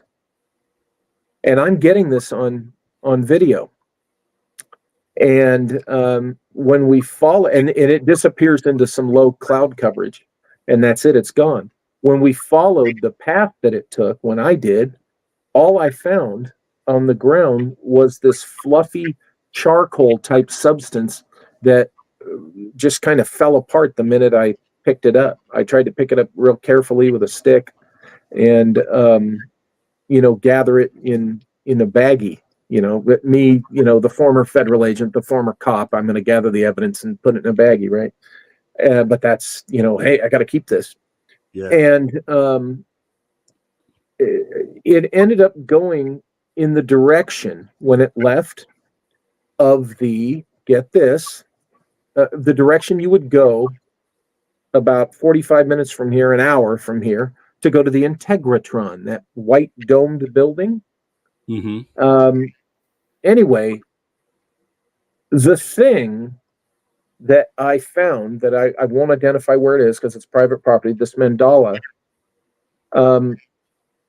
the features out there match the diameter of the circumference, okay, and therefore the diameter of the Integratron. This thing that we saw in the sky looked exactly like the dome part, the shape. It looked like the exact shape of the dome part of the Integratron. But it was clearly, slightly opaque, but we could see the dynamic energy spinning, rotating inside around kind of this central axis. And then it was dumping this stuff off the side. But it was, the best I could tell, in analysis and measuring it, it had to have been, likely the same circumference as the top of the Integratron. Maybe a little smaller, but it headed that direction. And after that, doing some follow-up research, I found some resonance between the place I found and stuff to do with the Integratron and George W. Van Tassel. When you go back and look at the video, it just looks like a little point of light there. I mean, I've got the date, the time, and there it is. And you see the glow of the stuff dumping off the side, but it looks like it's a lot farther away than it was to our eye. Like what me and the other witness were seeing was a lot closer than how the video makes it look. Now, yeah, there's the lens thing and all that, but I've worked with these cameras enough, and the way I was trying to get it, it should have been more clear. I should have been closer to it, but it was like it was doing something to make that function not work the way it should. I have a presentation of this with visual aids and stuff on Walter Bosley channel, the Walter Bosley channel at YouTube. If folks want to go check it out, I think it's in playlists or under the video section, but it's Walter Bosley's UFO encounter, and it gets into the Hecate issue and the Integratron associations and things. Not everything, because there's some stuff I'm still investigating on that. But again, nothing extraterrestrial about that, but interdimensional. Oh yeah, and it totally screams the Tuatha De Danann. You know, the behavior of this UFO could be described as, you know, the characteristics of what's called the cauldron of Dagda. And I think that Hecate is one of the Tuatha De Danann. I think they are a real race of beings that exist, coexist with us in this world. And they will assist with your enlightenment, you know, or that sounds so cheesy. I hated hearing that come out of my mouth right now, but I can't explain exactly really why they're here and why they do what they do. All I know is I went out to that location and I took measurements. You know, I dug a little deeper into what it was about. And then that night, was something sent from that? Is that a portal? Is that a doorway from another dimension? This thing I found, this mandala that I found, and was this thing, this cauldron of Dagda, this weird flying object, was it sent to me to acknowledge what I was doing, to maybe spur me on to the next level? I'm still deciding. That certainly was the result, to spur me on to the next level. But see it, I did, and there's a witness that was standing right next to me who was watching it as well. And, you know, so take it or leave it. That's the experience. And it wasn't scary at all. I loved it. It was fantastic. Yeah, I gotta go check that out. That sounds interesting. The dripping, molting material is a common theme also. You know, I think Shag Harbor had that, and Maury Island. Yeah, then you said you went to the site and it was this spongy sort of material. That's strange. The path that it flew away from my house through my neighborhood, I followed that, you know, and a couple of blocks away, it was the next morning I found the charcoal on my lawn, okay, on my side lawn. But as it moved away, and you know, I tried to follow the path. It was there was some of it in the street as it crossed over that. There was more in the grass over on this other property, and where it disappeared, there is a lake, like a little man-made lake that one of the communities has. And I found it interesting that it disappeared over that lake too. But you know, the whole body of water thing connected with the fairy lore, and the Tuatha De Danann are certainly connected to that. So it was an experience. And still sorting it out, right? And so let me see. Yeah.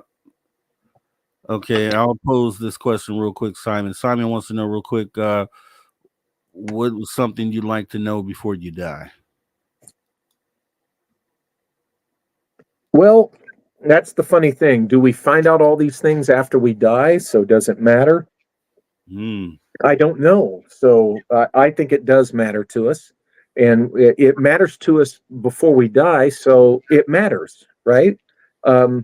Again, that goes back to that list of where I would go if I could travel through time. That's just you could go on endlessly. Yeah. But I would like to know what happened to Napoleon Bonaparte inside in the Great Pyramid, inside the King's Chamber. I would like to know, who really killed JFK. I'd like to know what the astronauts really saw up on the moon. I'd like to know, I'd like to know where Ambrose Bierce actually ended up and what happened to him. Again, you could just go on and on.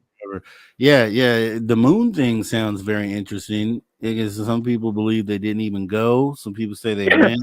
Yeah, I know. So maybe let's find out, if they even went. Because I always point to the suspicious thing is that just like today, for example, you were having an issue with your connection earlier here in 2024. Yeah. But we had a flawless broadcast from the moon in 1969. That was kind of strange, but that's always a question I have. But I did. It wasn't perfectly clear, They kind of pulled it off. They kind of pulled it off for the world to see, essentially without a hitch. When you think in 1969, it's just I don't know. I mean, I'm in the middle though. I can go either way on the moon thing. There's points that make me feel like we definitely went, and then there's some things where it's like, oh well, that doesn't make sense though, like the moon rocks. The ones that they presented to the different countries, and then they tested them, found out they weren't moon rocks at all. So the whole question came up was, well, okay, did they just intentionally give them not moon rocks, or did they ever have moon rocks? That was the question they were posing. No, I when I read that, I'm like, well, if it was done on purpose, somebody, I read too that some moon rocks were stolen, and something about people put other rocks, earth rocks in its place. Also, I've heard the explanation that, of course, they weren't going to give the real moon rocks away because those are scientific specimens, and we had retrieved them, and on and so forth. There are alternate explanations. My thing is, I think, of course, we went. What they haven't divulged to us is what they actually saw and found up there. Not all of it.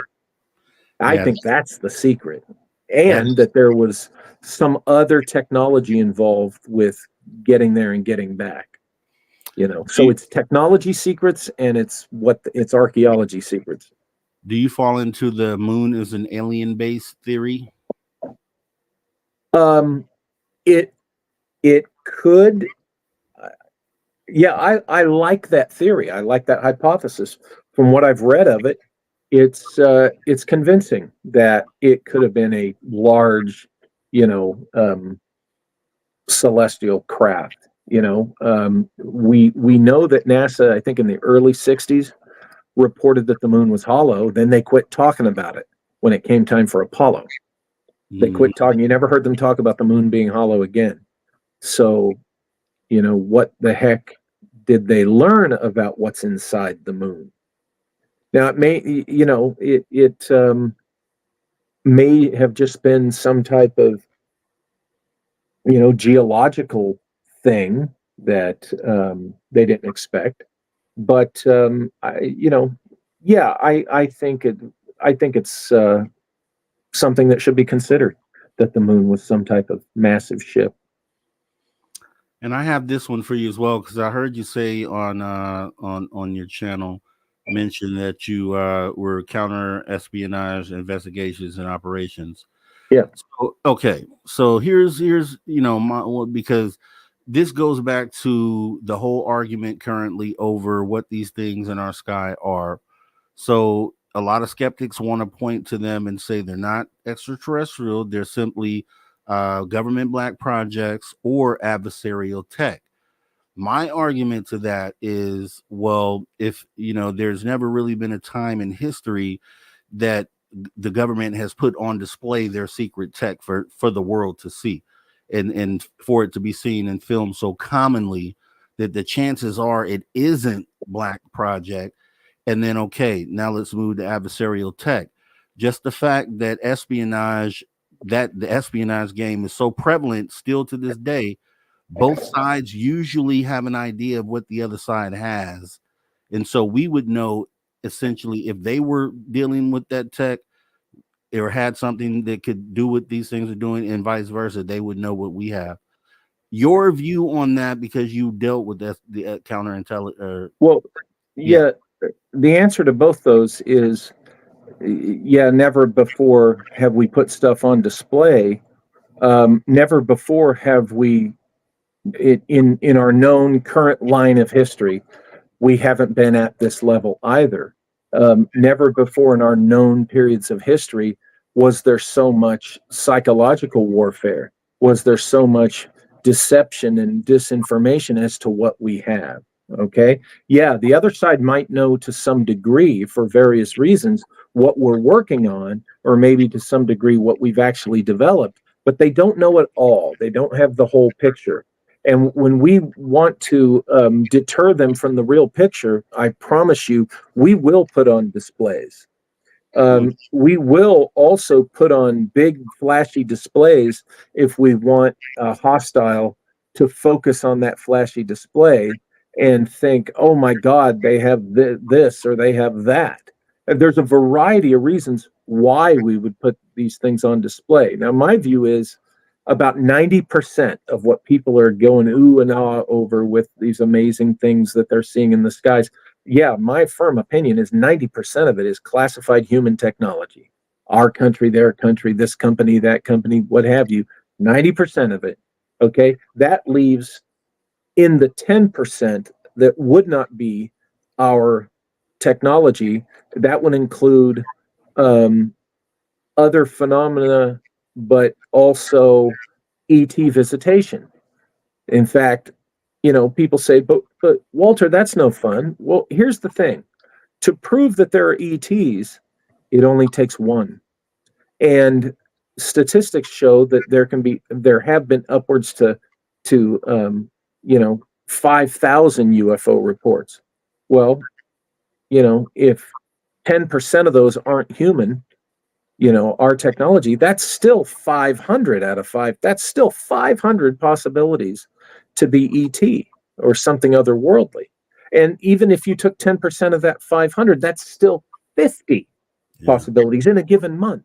So again, it only takes one. So people shouldn't be bummed when I say it's very, very low numbers, in my opinion. But yeah, I can tell you from what I learned, from what I experienced, what I know about how the military does and does not display their technology. Oh, they show off more than you think. Yeah. And just like my opinion, real quick, the Tic Tac, totally our technology. If there's anybody that is still buying into that it was otherworldly, that we couldn't do what this thing did, they're not paying attention, honestly, to the details.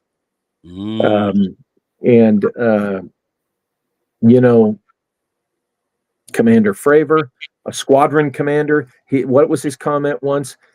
If I didn't know about it, it wasn't ours. Oh, the arrogance of that statement. Because I guarantee you, naval aviator, squadron commanders are not read into everything being tested. I promise you that. They are not. They might think they are, because that's a ballsy job, and we got to keep those guys full of themselves in order to do it. But it's not accurate. Wow. Yeah. I like that though. I like that opinion. I mean, because you don't want to just lean and say it's ET if it's not, and you have reasons to believe and show that it's our tech. And so I like that. And that's a great. Well, my friend Greg Bishop said something one time, and I always like to end the UFO conversation I have with this. If you're seeing a UFO, something that's amazing you in the sky, you know what? have the presence of mind to stop and turn around and see what's behind you, because the big UFO could be a distraction from what's really going on. That's how we'll end it, Walter Bosley. Thanks so much for the conversation tonight. You've been great. You're listening to After You have a great Hours rest of your night, with man. Mr. I Rob do G appreciate you. on the only And check out walterbosley.com and check out our NIMSACon there. Thank you, Rob, for having me on. No problem. You take care. To the right frequency. All right, guys. There we go. Walter Bosley joined us tonight. That was awesome. We're going to jump into our commercial break. See you in just a minute.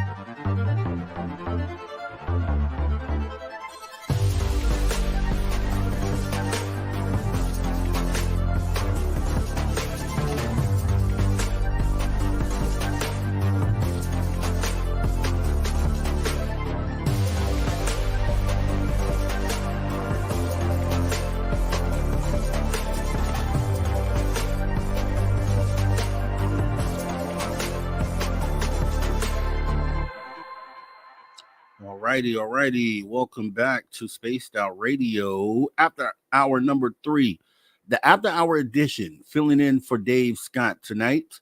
This is Rob G, and we are coming back from our radio break in about 10 seconds here. Get ready. We got Steve Stockton, and then we got the UFO report with Tim James coming soon. Welcome back to Spaced Out Radio. We are already in after hour number 3. We want to thank our guest Walter Bosley for coming on in and talking time travelers, UFOs, and the sorts. Really great guest. We'll be jumping into some Steve Stockton here in a moment and being joined with the UFO report with Tim James. You guys don't want to go anywhere. You don't want to miss it as we jump right back into the show.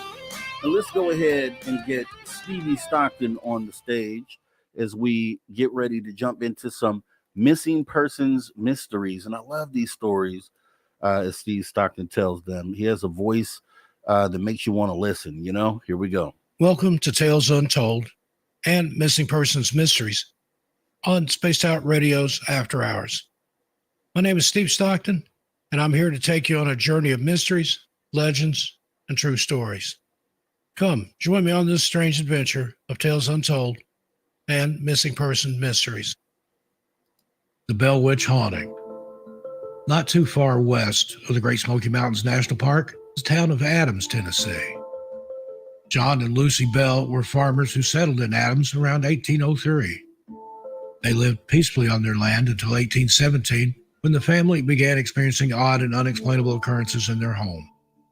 They began hearing noises such as scratching, knocks on the walls, and chains being dragged across the floor, says Pat Fitzhugh, a friend of mine who's an author and historian who's written 2 books about the events on the Bell farm.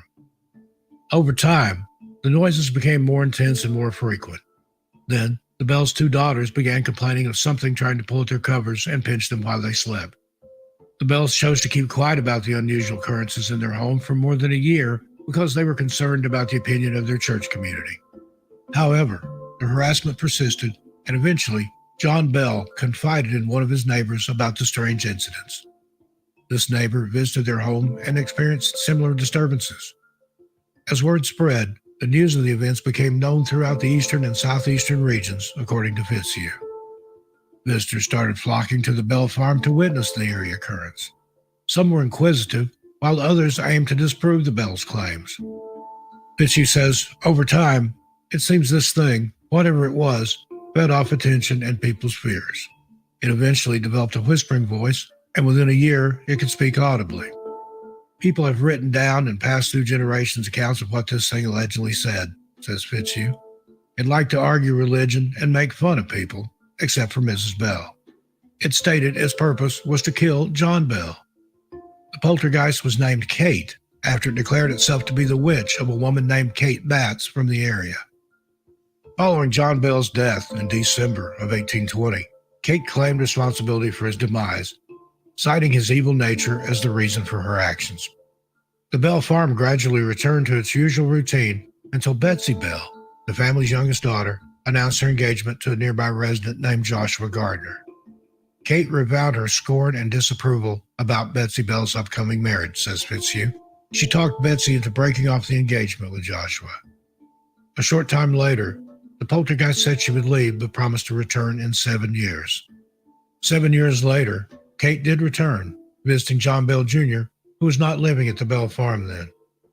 They allegedly talked for 3 nights about the past, present, and future, explains Fitzhugh. After that, the Bell Witch bid farewell and promised to return in 107 years. That would have been 1935. Some said she returned, and some said she didn't, says Fitzhugh. Now, the real story behind the tale of the Bell Witch has never been uncovered. Some thought it was an act of the supernatural, says Fitzhugh. Skeptics accused the Bell family of doing it by knowing how to act and using ventriloquism. Some thought they did it for money, but the Bell family never charged a cent to anyone staying over in their home. Though Fitzhugh has considered many theories, he says he doesn't know what the Bell Witch was. When you look at how long the story has endured and how many people have put forth theories, doctors, lawyers, and preachers back in the day signed eyewitness manuscripts saying they witnessed these things, says Fitzhugh, it makes it more than just your standard folk tale. the Brown Mountain Lights. The Brown Mountain Lights in the Blue Ridge Mountains of North Carolina have long been a fascinating Appalachian mountain enigma. Visitors and locals alike have witnessed unusual glowing orbs in shades of blue, white, orange, and red, hovering about 15 feet above the ground in Brown Mountain near Morganton, North Carolina. According to legend, a fierce fight between Cherokee and Catawba braves on Brown Mountain resulted in numerous casualties. After the battle, Catawba women would search for their lost family members at night using torches to light their way. Some people believe that the lights observed today are the spirits of these Catawba women who are still looking for their lost loved ones. In 1771, German engineer John William Gerhard de Brom saw and recorded the Brown Mountain Lights in his journal. However, some doubt was cast on de Brom's account, as he claimed to have seen the lights every night, which some speculated could have been distant train lights. There have been many documented sightings of the Brown Mountain Lights throughout the 20th century, particularly after the Linville area gained access to electricity. Although these sightings are often unpredictable, the lights are commonly observed at night, particularly following periods of rainfall. The Brown Mountain Overlook, Wiseman's View Overlook, and Lost Cove Cliffs Overlook are highly sought-after locations to catch a glimpse of these lights. I've seen them myself, and it is definitely worth the trip. These spots can be accessed via North Carolina 105 South or North Carolina 181 near Asheville and Boone.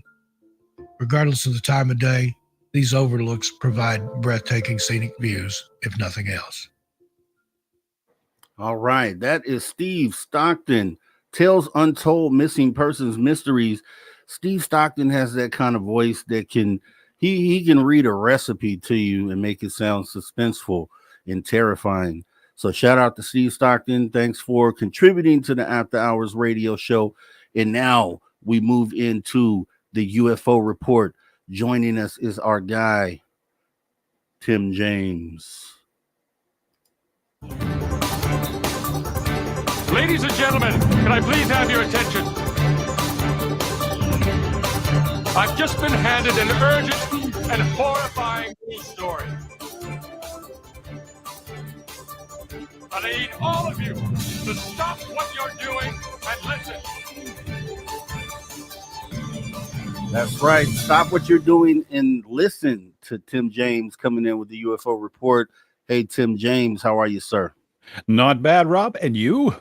Doing all right. I'm doing good tonight. We were talking time travel in the first couple of hours. It's an interesting topic and a theory. If you, real quick before we jump into the report, if you could travel back to any point in the past, present, or future, where would you go and why?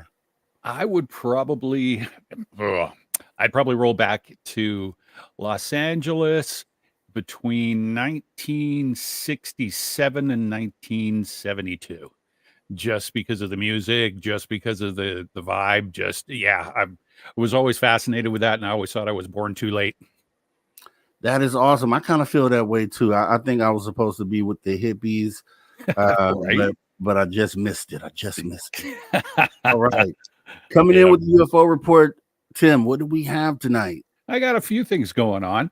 I guess everybody, I shouldn't speak for everybody, but I'm thinking the negative naysayers about Lou and everything that's going on with his book right now.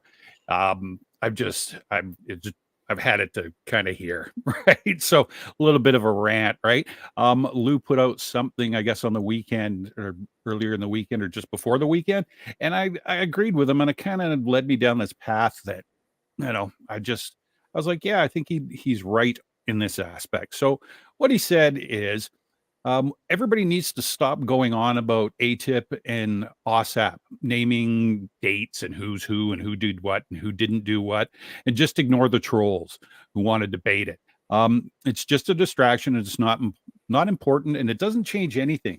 The problem I have with the situation basically is, what's the point of publicly engaging with negative assumptions if it fuels the spread of negative connotations and puts a bad light on people that may or may not be associated? My look on it is if, and it's a big if, any of the facts emerge, they will come to light in due course. Until then, what's the benefit? If someone feels that rebuttal is the way to get to the facts maybe quicker, then do so with some conscience and some tact. That's all I'm saying. Because there's a lot of people out there that you get on X or Facebook or your social media, and it just you're firing. They're firing blankly, and I don't think that that's right. I'm not saying don't have an opinion. That's not it at all. Everybody has their way of looking at things, but yeah, I think especially with the Eric Davis thing going on, Lou said we're friends. It's what you're reading and what you're seeing and is not what's really happening. So it's just it's I mean, obviously we've been inundated with Lou and his book the last little while, which is great, but like I say, then you get all the negatives out and it's just driving me nuts, and especially the word grifter. It's like, stop with that word. Right? It's just so that's my rant. I'm sorry. I just no, that is it's perfectly timed and placed rant, actually, because I totally agree with you. And I always say it doesn't matter those little small things like ATIP, OSAP. I mean, that's silly. And these X spaces to me have become like echo chambers for gossip almost. I sat in on one where and I wanted to hear a good conversation, talking both sides of the conversation. Sure. And I get in there and I just hear a bunch of ripping and ranting about Lou Elizondo lied about this. Why should we believe him now? Because he said he was director of ATIP. Turns out that he wasn't. Okay, I think you're like overdoing it there. The whole point is, and I think what keeps getting overlooked is Lou Elizondo has stepped out from a position in the know that investigated UFOs. That much has been confirmed, and is basically coming out to tell you, hey, these things are real. Yeah. And maybe it's something that we should look out for. And I think anything past that is trivial, and it shouldn't be anything that should be focused on. So I'm gonna rant right with you tonight, Tim, because I feel brother, same way. Let's do it, because I think what I'm finding out is in this space, and it may just be overall in all spaces, but drama seems to get the most attention, and so they get the platforms and have the voices to say all these negative things, and it really overshadows the actual things that are being done, like the things we just mentioned. What do you think, Tim? I totally agree. I think that you're missing the forest for the trees, lack of a better term. But yeah, I totally agree with you. I think what's happening is I think it's easy to be negative. I think in some sort of way, it's kind of our human nature to question, which is not what I'm saying is we shouldn't be doing. There's nothing wrong with questioning for more answers. There's nothing wrong with that whatsoever. Having your own opinion, there is nothing wrong with that at all. But to go out and use your opinion, or anybody use their opinion as fact to berate, slam, make somebody look less than, I don't understand that. I think that's not the whole point, and it's counterproductive. And again, you don't have to agree with what he says, or you agree with what he says. It's completely up to you. But yeah, if you don't agree, that's great. But use some tact. Use a little compassion, a little conscious, and there's other people out there that might be listening to you and go, oh, wow, that and take it as gospel. And if you're creating that whirlpool or cesspool of negativity, it spreads and people latch onto it. You're completely right. Negativity is just like right? So exactly. Man. And then now let's address grifter. And you know how every year when New Year's comes up, they pick certain words that we need to retire and not take into the following year, the next year. Grifter is going to be one of those, that I think it definitely is being overused, and it's being used in the wrong position, the wrong time right now. Because grifter, let me just make it clear what a grifter is. A grifter is someone who claims to have information and then requires payment for that information to come out, puts up a paywall in order for you to get access to that information. Now, I don't believe Lou Elizondo did that, because the main complaint people have is that his book is just everything he's already said. So is he really putting up a paywall and charging you for information that you didn't know? or is he simply writing about his experience with ATIP and being in the program? And I think it's okay for anyone to write a book. Why can't someone write a book and then monetize that situation? That is not grifting. And so I'm just so tired of people trying to use that word and where it doesn't actually fit. No, How do you feel about that? You're 100% correct. And you know, Dave and I talked about this, I think it was on Friday on the show, and that word drives me nuts. And your definition is exactly right. The issue I'm seeing is what you're seeing as well, is that the word is being overused and not being used correctly. I think that it's not being used in context is probably the best way to put it. Yeah. When you're going to go, like we were talking, am I grifting because I'm working at a automotive shop and I charge you to get your car fixed? Is that grifting? I'm not putting up a wall. Nobody's putting up a wall. This is a living that I'm making.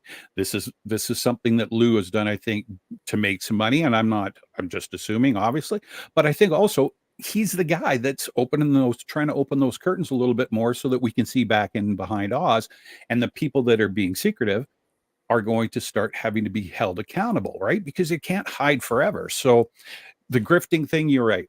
Get rid of that word. And it's the same as, like I said on Friday, PTSD. I think people don't understand exactly what that is. And I know people and friends and family that are dealing with it and have dealt with it. And it's not just something you throw out there. Oh, that's the catchphrase, right? And it's not. And grifting is falling into that. And it puts a bad light, actually, if you're using it incorrectly, on whatever you're speaking about, right? And yeah, and I definitely don't think Lou's grifting. I don't think there was I'm going to write a book. You better start paying me money, then I'll show you what I got. I think he was willing to talk from the start, right? So I don't know. Exactly right. Now there are grifters out there. Now, Mhm. if we just gave the definition, we won't say any names, but I'm sure you could, using the correct definition of grifter, you could probably point to the people who are grifting out there. And I just don't see it in Lou Elizondo. And it's not because, see, some people on the skeptic side, and then in those echo chambers on X will say that you're only saying that because you're a Lou fanatic.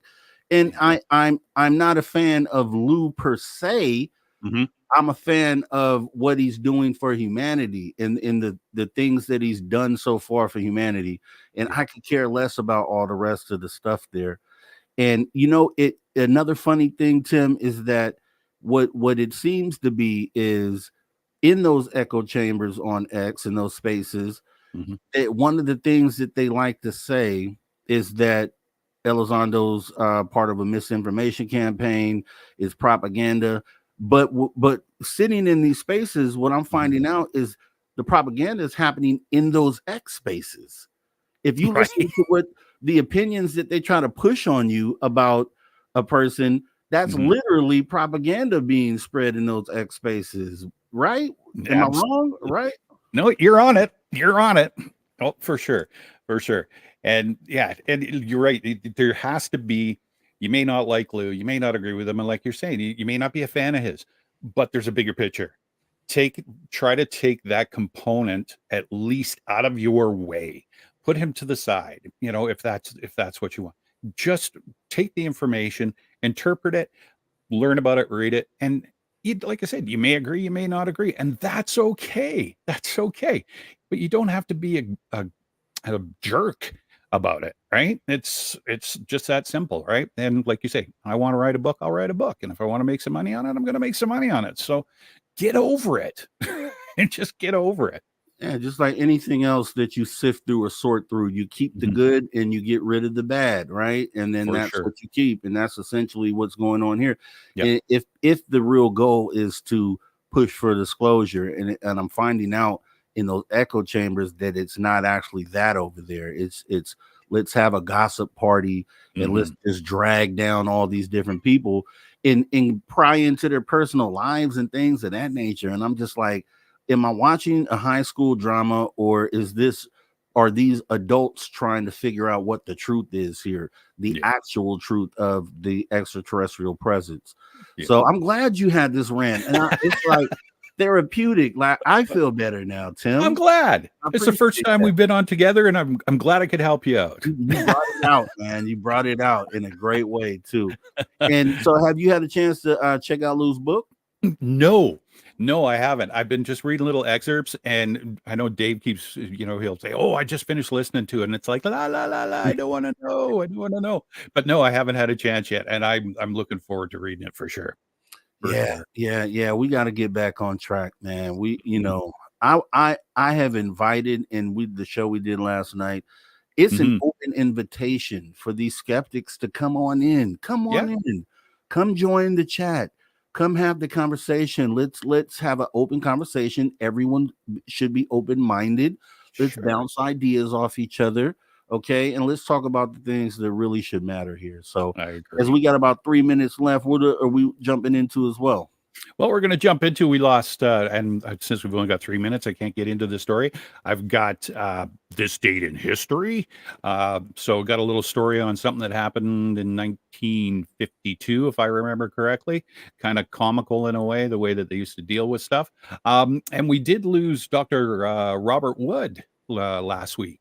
Passed away. He was 96 years old, and he was huge in UFO community and UFOlogy. So I've got a little bit of a story on him. And the other thing was I found something super interesting. Somebody was wondering, Lockheed Martin, apparently people are saying, well, there's a whistleblower that's come out that's said that they have a military unit dedicated to recovering crashed UFOs. So a contractor has a military unit, and there was some incidents apparently that had happened with them, and another military branch that had gone in to check out something, and we'll get into that as well. That's awesome. I have some opinions about that as well. Mm-hmm. Yeah, I was talking to our guest here, Walter Bosley, and at the end of the conversation, we were talking about, asked him if, these things are government craft or they adversarial. He leaned into it and he said 90% government, 10% UFO. And that the Tic Tac is clearly government craft. Yeah. What is your opinion on that? I don't know if I agree with them or not. It seems to me that it would be legit, but I mean the design itself, from what little I've seen, kind of ways, that it could be something. I mean, they've got them on the back of the ships for their radar, the big huge Tic Tac stacks. So I mean, we're creatures of habit and we copy stuff. So maybe I'm unsure. I'd have to do a little bit more digging. And like you said, you gotta listen to what's being said and get into the facts. So maybe I'll do that. And who knows, maybe he's right. Yeah. I just, but he made some great points because I was kicking around a theory that, I didn't feel like the government would put their black projects on display. I mean, we had like the F-117. Those were seen occasionally, but they were just everywhere for everyone to see. And I just can't see a world where they would be putting these on display and then also having them go up against our own military forces. It just doesn't feel like it makes, and I'd say common sense is the tool we should use. And common sense tells me that doesn't sound right, but he did make some good counterpoints on that, and I don't know. No, and yeah, that's right. You've got food for thought there as well, because I mean, what do you get? They're going to put their own people in jeopardy to try out new technology. I think it's been done before. But not only that, but then you have commercial flights that are having near misses with these things. Private pilots, these underwater, the objects going underwater as well is just too much to find. If they do see the light of day, if these are government projects, then the questions are going to have to be asked like, okay, well, why did you buzz this 747 and almost cause a crash? Like there'd be liability there, right? So using that logic, I don't know if it's government craft, but we'll find out. We're going to go ahead and take our first break of the hour number 3, already getting to the back half of this thing. So you guys sit back, kick back as we continue on with the UFO report with Tim James as we go on Take It Home. You guys don't go anywhere. Kick back. We'll be right back.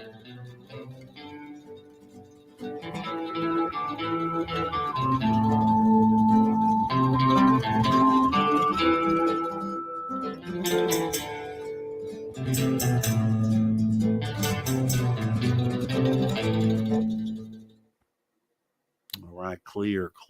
Yeah. Yeah, man. Yeah, you're looking good back there. You can see your backdrop, man, with the good axe over there, and man, Yeah, the man cave, right? that's what's that. I like that. It's looking good.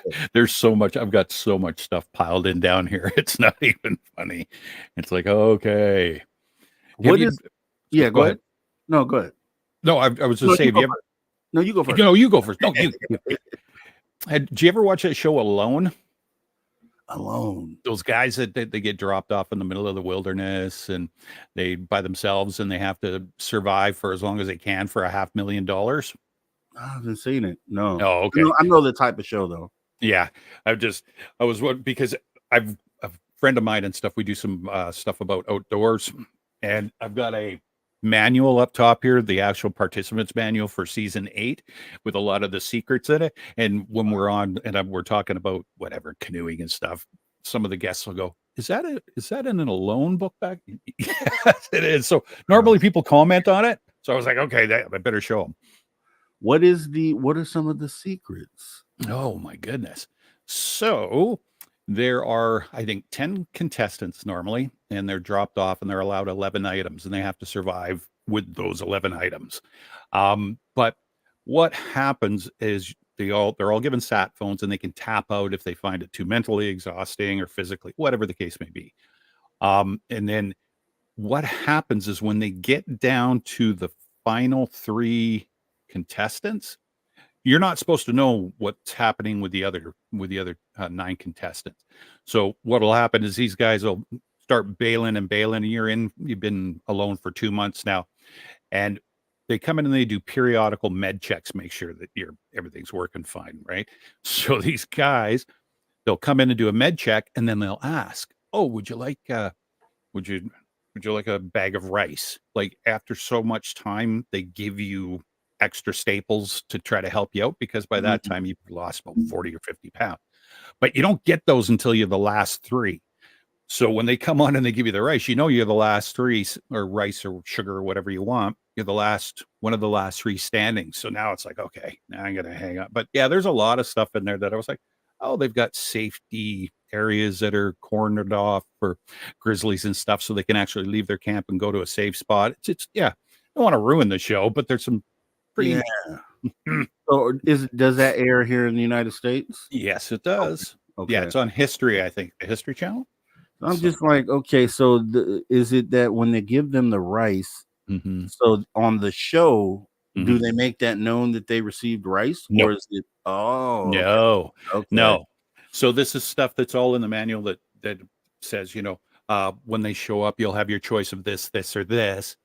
And this is after a certain period of time, or within 3 people left standing on and still in the competition. So it's kind of cool. It's like, okay, you get a little peek behind, right? Is it like because Survivor Man goes out there and he goes and he films himself? Yeah. Or is it like Bear Grylls where he's alone but there's a camera crew? No, you're by yourself. You're given, I think, if I remember correctly, 4 different GoPros, a DLSR, a proper video camera, and big Pelican cases with batteries and cards and stuff, right? Memory cards. Okay. And if you delete, you're not allowed to delete anything off a memory card, right? And then somehow they've got it checked. So when they come in to do a med check and they take your memory cards to check through the video, you've got to, you can't delete anything, and your camera has to be with you all the time, right? So I always question those shows only because, like Survivor Man, he got good as far as being able to have good camera angles, and he knew how to position the camera. And I just would assume that people knew coming into that, never filming themselves before, you might not get a lot of usable footage, you know what I mean? Enough to put on a show. Yeah. Well, I So, think what they do is they bring them in about 3 weeks before they actually fly them into their zones, and they go through training with different foods and what you can live off the land, how to fish, how to make gill nets, and all that stuff. And there's a camera class, right? So, yeah, it's pretty in depth, but for $500,000, go starve yourself and drive yourself mentally insane. If it's a lot of guys come out of there not doing well. I don't know. Yeah, I wouldn't do it. That's a fact.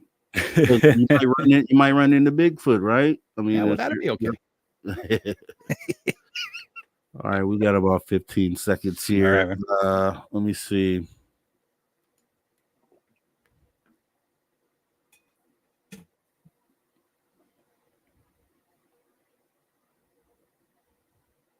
All right. All right, welcome back, everybody, to Spaced Out Radio after hour number 2.5. Filling in for Dave Scott tonight. We got our guy Tim James with the UFO report. Getting into some good stuff, guys. So hang out with us for the last part of this hour as we get ready to take it home. Don't forget, guys, though, you can follow us on X and Instagram at Spaced Out Radio, Spaced Out Radio Show. We'd appreciate it if you go on over there and give us a follow. But hit the little heart button, say you like us.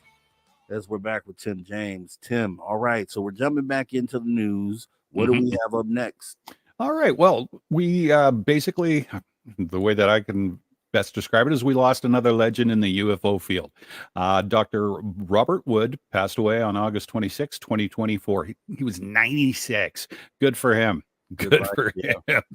So Dr. Wood, whose contributions to the field of aerospace engineering and UFO research left an indelible mark on both scientific and ufological, my goodness, communities. Bob's academic journey began with a Bachelor of Science in Aeronautical Engineering from the University of Colorado back in 1949. So he furthered his education by earning a PhD in physics from Cornell University in 1953. And then his early career saw him working with General Electric Aeronautics and Ordnance, followed by a 2-year stint with the U.S. Army at the Aberdeen Proving Ground. In 1956, he joined Douglas Aircraft, which later became McDonnell Douglas, and eventually Boeing, where he spent 43 years. The guy worked 43 years for. Wow. So, yeah, it's crazy. So during that time, in the aerospace industry, Dr. Wood was involved in numerous groundbreaking projects. His work included the thermodynamics of missile cooling, managing independent research and development projects, anti-gravity research, which is kind of cool, and investigations. He designed radars to discriminate between the Soviets' ballistic missiles and their decoys. So these guys, they'd say they're doing missile tests and they'd send up fakes and then they'd send up real. He actually created something so that you could differentiate. They were identical, but whatever. I don't know how he did it, but that was pretty neat too. So, yeah. And then he contributed to the International Space Station's development as well. He also played a pivotal role in promoting the Delta launch vehicle for NASA's workhorse for orbital payloads. So those vehicles that you see when they're on the moon or wherever they are picking up rocks and stuff, he was the guy that basically invented those. But getting into his UFO research and stuff, his interest in UFOs began in the late 60s when he led a proprietary project aimed at understanding how UFOs worked. They called it the Boys in the Back Room Project, employed the late Stanton Friedman and had funding of $4.5 million in today's money. It was like, holy cow. So 1960s, right? And you get $4.5 million. Like, that's incredible. So it ultimately this grew into a lifelong passion. And when he retired in 1993, he became deeply involved in the forensics and authentication of the Majestic 12 UFO trove of documents. Him and his son got together and they were the ones that worked on it and made significant strides in that field as well.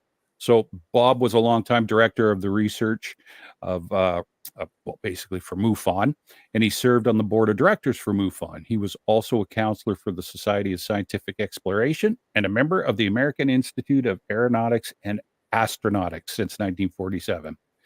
He also wrote books, contributed to books, edited books, He did a ton of stuff, and his contributions including authoring numerous articles on UFOs and the groundbreaking 1968 AIAA talk, Giant Discoveries of Future Science.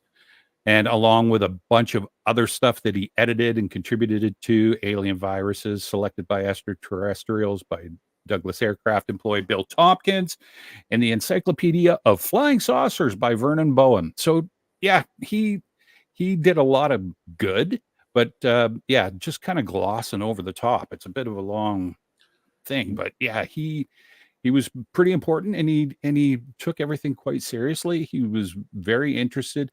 One thing that I also learned about him too is that he, again, with the rant, like we were talking about earlier, it didn't matter what you thought. Your opinions were important to him. Everything came together, and that's how he worked his process through his whole career. Didn't matter if you were negative, you didn't like what he was doing or whatever. He just kept on going, and contributed a lot of stuff. So if you got some time, very interesting read. He's got there's quite a lot of stuff on him on the internet, so you got to check him out. I'm gonna have to check that out. I mean, come on, it's like 5 minutes of bona fides there, right? I mean, that's what you call doing something with your life, right? I mean, all those things you just read off, and I'm looking at an image of him, and I know who he is at this point. I recognize him. He was also on Unacknowledged Ancient Aliens and Fast Walkers, and that's where I recognize him from. But that's awesome. And we can all only hope to live, that long and be able to achieve as many things as he did within our lifetime. And that's kind of why I do what I do here too, right? Because we're doing something for the people. So when they read my list, when my day comes, I'll have some bona fides on there. But man, he had a lot of stuff that he was involved in. So that is awesome. Shout out to Robert Wood. Yeah, when I was taking notes for it, it was like, I'm going to end up writing an encyclopedia here if I don't dial her down, right? So I'm just trying to get to the key points. I was like, my goodness. Yeah, pretty talented and pretty outgoing individual. There's no question. But I think that's an awesome tribute, though, being able to, take those notes and read them off the way you did. I think that's like just for the life that he lived. Because, once you're gone, sometimes people forget about you. They don't pay attention. But to, take the time to be able to kind of reflect on what he did, I think if his family was watching, they would totally appreciate that you took the time to do that. So that was awesome, Tim. You never know. UFO report and then awesome stuff at the same time. Love it. Gotta love it. Definitely. Gotta love it. What else do we have tonight? What do we got? All right. So we're going to go back to, and yes, I was correct. It's 1952. So 1952, it was 12:01 a.m. and radar controllers Robert Ternozin, Ralph Frick, and Dale Warner, and radar maintenance tech Gordon Copeland tracked as many as 30 targets simultaneously at Midway Airport in Chicago, flying in various directions with an average speed of about 175 miles an hour at about 2,000 feet. So the 755th Aircraft Control and Weapons Radar Station in Elkhorn, Wisconsin, claimed that the Midway Airport Tower supervisor had called them at 2:50 a.m. in the morning, saying that there were 40 targets plotted by airport radar flying from 3,000 to 6,000 feet at a speed between 120 and 125 miles an hour. Holy. So the targets were the size of blips from the light planes, or, same size from light planes and stuff that you would see on a radar screen, or larger. The best quality target was in at about 6 to 10 mile range and moved in no particular pattern whatsoever. Sometimes erratically, sometimes in a straight line, up to 15 miles long. In at least one instance, the target flew in a formation with the aircraft. So at 5:14 a.m., the Air Defense Command is alerted and authorizes the scramble of two jets from the 4706th Interceptor Wing at O'Hare Airport in Chicago. So at 5:55 a.m., a pair of F-86 Sabre jets piloted by Captain Maitland and Lieutenant Dunhill lift off and are vectored right through the targets as shown on the radar, making passes at 800 feet and 4,000 feet without making any contact whatsoever. So the F-86 are evidently without airborne radar because they only mention visual descriptions. So I'm gathering. So Maitland and Dunhill later tell the media, we didn't hit anything. We didn't see anything. We went through the target showing on the scope and there was nothing there, not even a cloud. So the jets break off of their aerial search at 6:19 in the morning and return to base by 7 a.m. So by 7, all the mysterious targets disappeared off the scopes towards the south. The Midway radar crews are convinced the targets are returns from tangible bodies.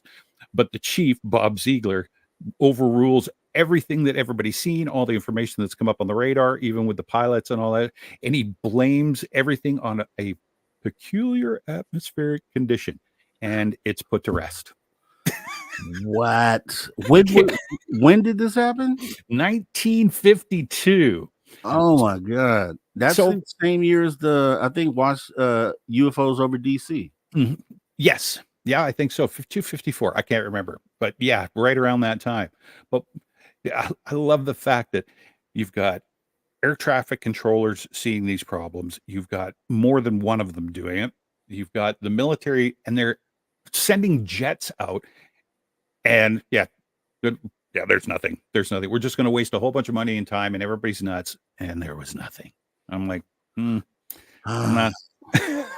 Well, I mean, come on. And then O'Hare, that's just funny you mentioned that because seems to be a lot of activity there as well. These, I mean, how do you when the story is told like that, how do you uncover the truth on something like that? Because there's more to it. Yeah. And maybe they did see something. Obviously, they're not going to say, but I'm just wondering, how do you even begin to approach that and find out the truth on that? Is it one of the things we'll never know, or? Well, if in the way that I see it, if protocol, because there was protocol for UFO incidences, sightings, all that sort of stuff. So there was a protocol for reporting it. I would probably say confidently that anybody that was involved with that didn't just swipe that under the carpet, because I mean, when you've got 2 jets taken off out of O'Hare, you've got, control tower going nuts.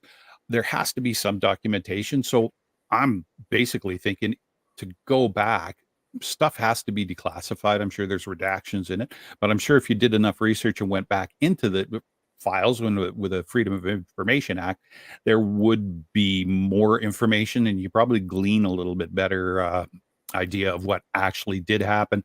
And it kind of puts things in perspective because, like I say, it's 1952, right? Yeah. And nobody wanted War of the Worlds. Oh my God, no, don't say anything, right? So that's why I like reading them. They're so interesting, and how the lack of wanting to actually find out what's going on. It was just so easy to dismiss everything. It was a weather balloon. It was, you guys have been working long hours. I think it's kind of humorous the way that they just brush everything off. It's sad and humorous at the same time. It's happy, sad. Yeah. But you look, it's 5 years after Roswell, and we know that's when as far as we know, the official cover-up started. So they were definitely covering things up back then heavily. Now, I wonder, because I know that's during the time of Project Blue Book. So I wonder if it was logged in Blue Book. I'm gonna have to look into that and see. That's definitely one I hadn't heard of, but for sure, 1952 in Paramar just went and looked. It was July of 52 is when they had that fleet of UFOs for days that were flying over the White House in DC. Yeah. So the whole weekend, I think they had the sightings, right? You got to ask yourself, and when you look at something like that much activity, and then you look at Phoenix lights, and then you look at even my sighting where I captured 47 objects. When these sort of events happen, are these attempts from these beings to make contact? Like, is this their, like, we always say, okay, we're waiting for the moment for them to step out or have that event where they're saying, here we are. And I just keep wondering, have these all been here we are moments, and we just are not paying attention to it? You know what I mean? Hmm. Well, I would think that that's a very plausible idea for sure, and that totally could be the case. They're showing up in a group saying, "Okay, we're here," but I've spoken well with lots of people about this. I I don't know how I'd feel if I was the shoe was on the other foot and I was showing up and I had no bad intentions or whatever, but we're here. We're coming, we're finally gonna come here and you're gonna see us and meet us and get to, find out what we're all about. I find that as a society, the first thing that most humans do, well, I shouldn't say most, a lot of humans do, is we must defend. And I think that's just human psyche. So I don't know if those things landed, if there wouldn't be an absolute massacre and firefight, right? Because of just straight fear. Maybe they sense that, maybe, going on the context of what you were saying, maybe that's it. Maybe they're coming and they're like, man, I don't know. These guys are still a little bit wacko for us, right? So it's hard to say. It's hard to say. And we can all say, well, I'd like to meet and I'd like to, but if you had 20 spaceships land in your yard, I'm thinking that a lot of people would probably automatically and rightly so think that they'd need to protect themselves because it's unknown, right? So with all those guys wanting to show up in those we're here moments, maybe we're blowing it by sending the Air Force out after it, or who knows? We may be blowing the chances every time it happens, but it wouldn't surprise me. Yeah, we have to put together a welcoming party, like a specific entity that welcomes them in those sort of events. And that way the military doesn't have to be the first ones to the scene.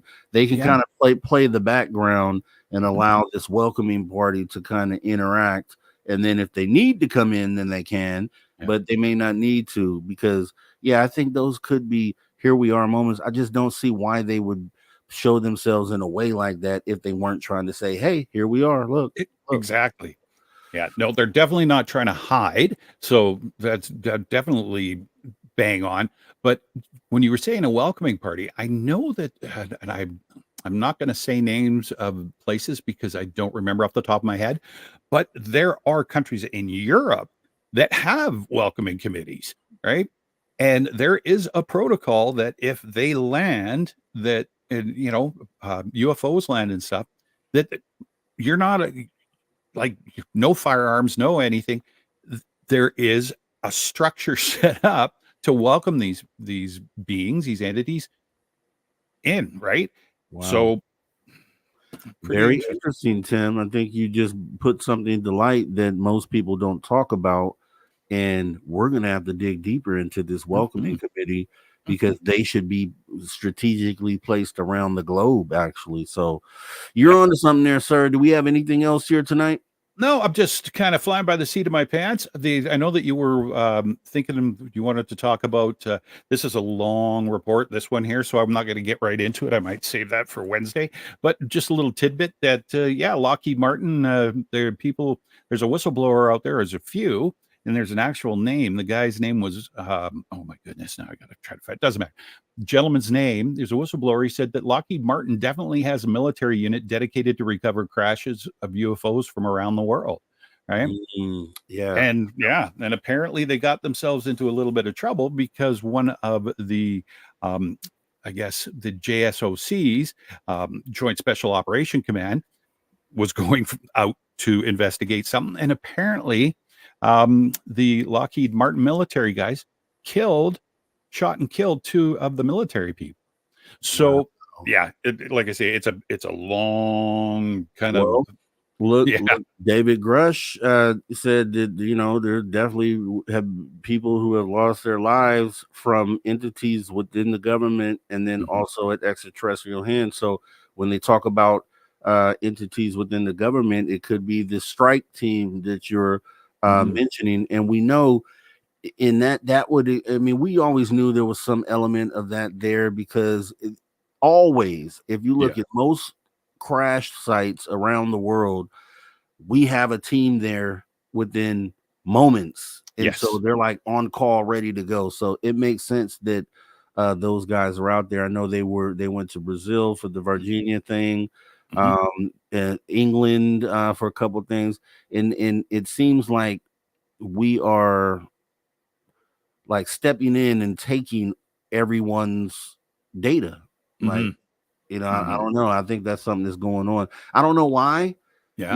We don't. I don't know that we be the authority on what these things are and why we.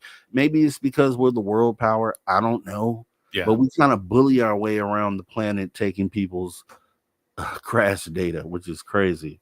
Yeah, kind of. And the funny thing is that, I mean, even with the I guess possibility of two of the people being shot from the military, I'm thinking, like, who, if Lockheed Martin has this group, the states is either sending out what, Delta Force, SEAL Team 6, Task Force Orange, or the 24 STS. There's 4 units that are going to go in there and either protect or escort. Your Delta, your SEAL Team and SEAL Team 6 and your Delta Force are the hottest snipers in the military.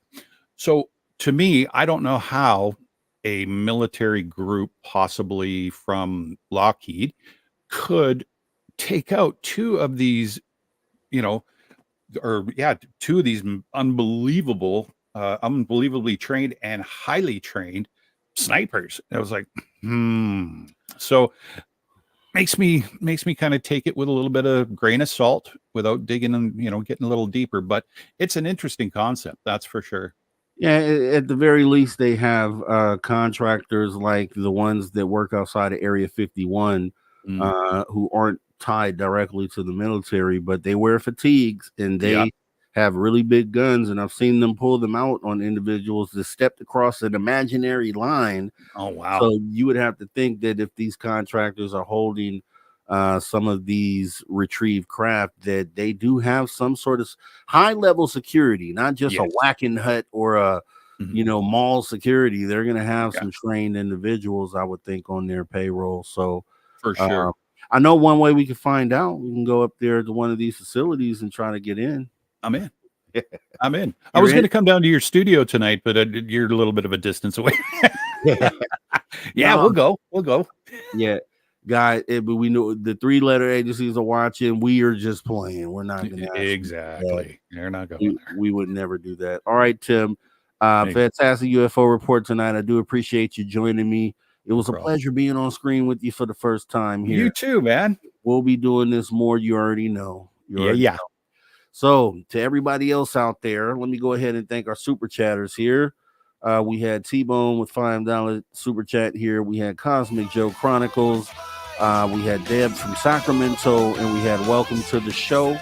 We do appreciate you. We also want to thank the man that you hear right now, Mr. Ron Bumblefoot Thal. He's the man rocking us out every weekend as he reminds us, just like the song says, to never say never again, because yes, the phenomena is real and anything and everything is possible. So show your love, put your horns up. Also, we want to thank our viewers online and listeners on terrestrial radio and digital platforms, when and wherever in the world you may be listening from. We appreciate you tuning in your frequency to Spaced Out Radio, where we do what we do best. And what's that, you ask? What's that, Tim James? What do we do best? We do everything best. And we own the night. We do. Remember, this show is copyright of Spaced Out Radio and SOR Media Ventures Limited. It's been a pleasure serving you. Once again, as your host, I'm Mr. Rob G.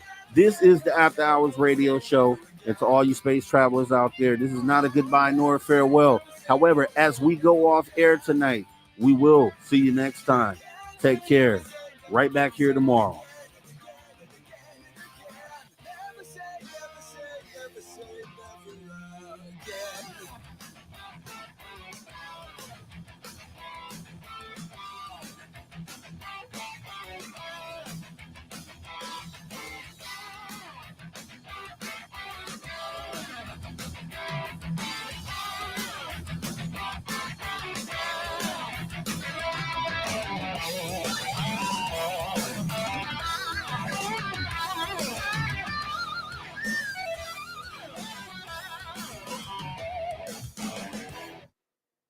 All right. Awesome stuff, Tim, man. Appreciate you again. No problem, my friend. Go ahead, close this thing out so we can get ready for tomorrow's show.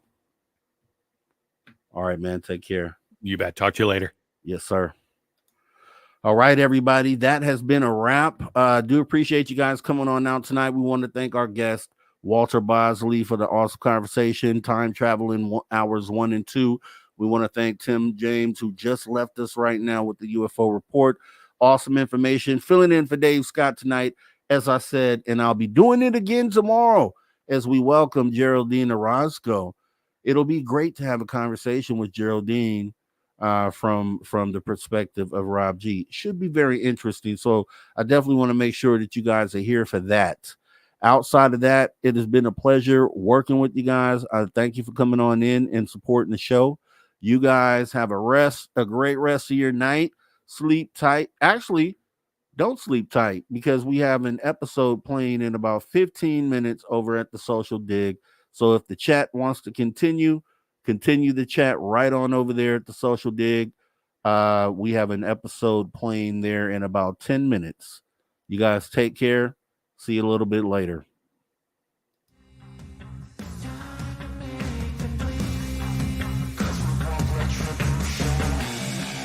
Cause we want retribution. Oh yeah, we want retribution. Oh yeah, we want retribution. Oh yeah, we want retribution. Yeah, we ran out of patience for your love with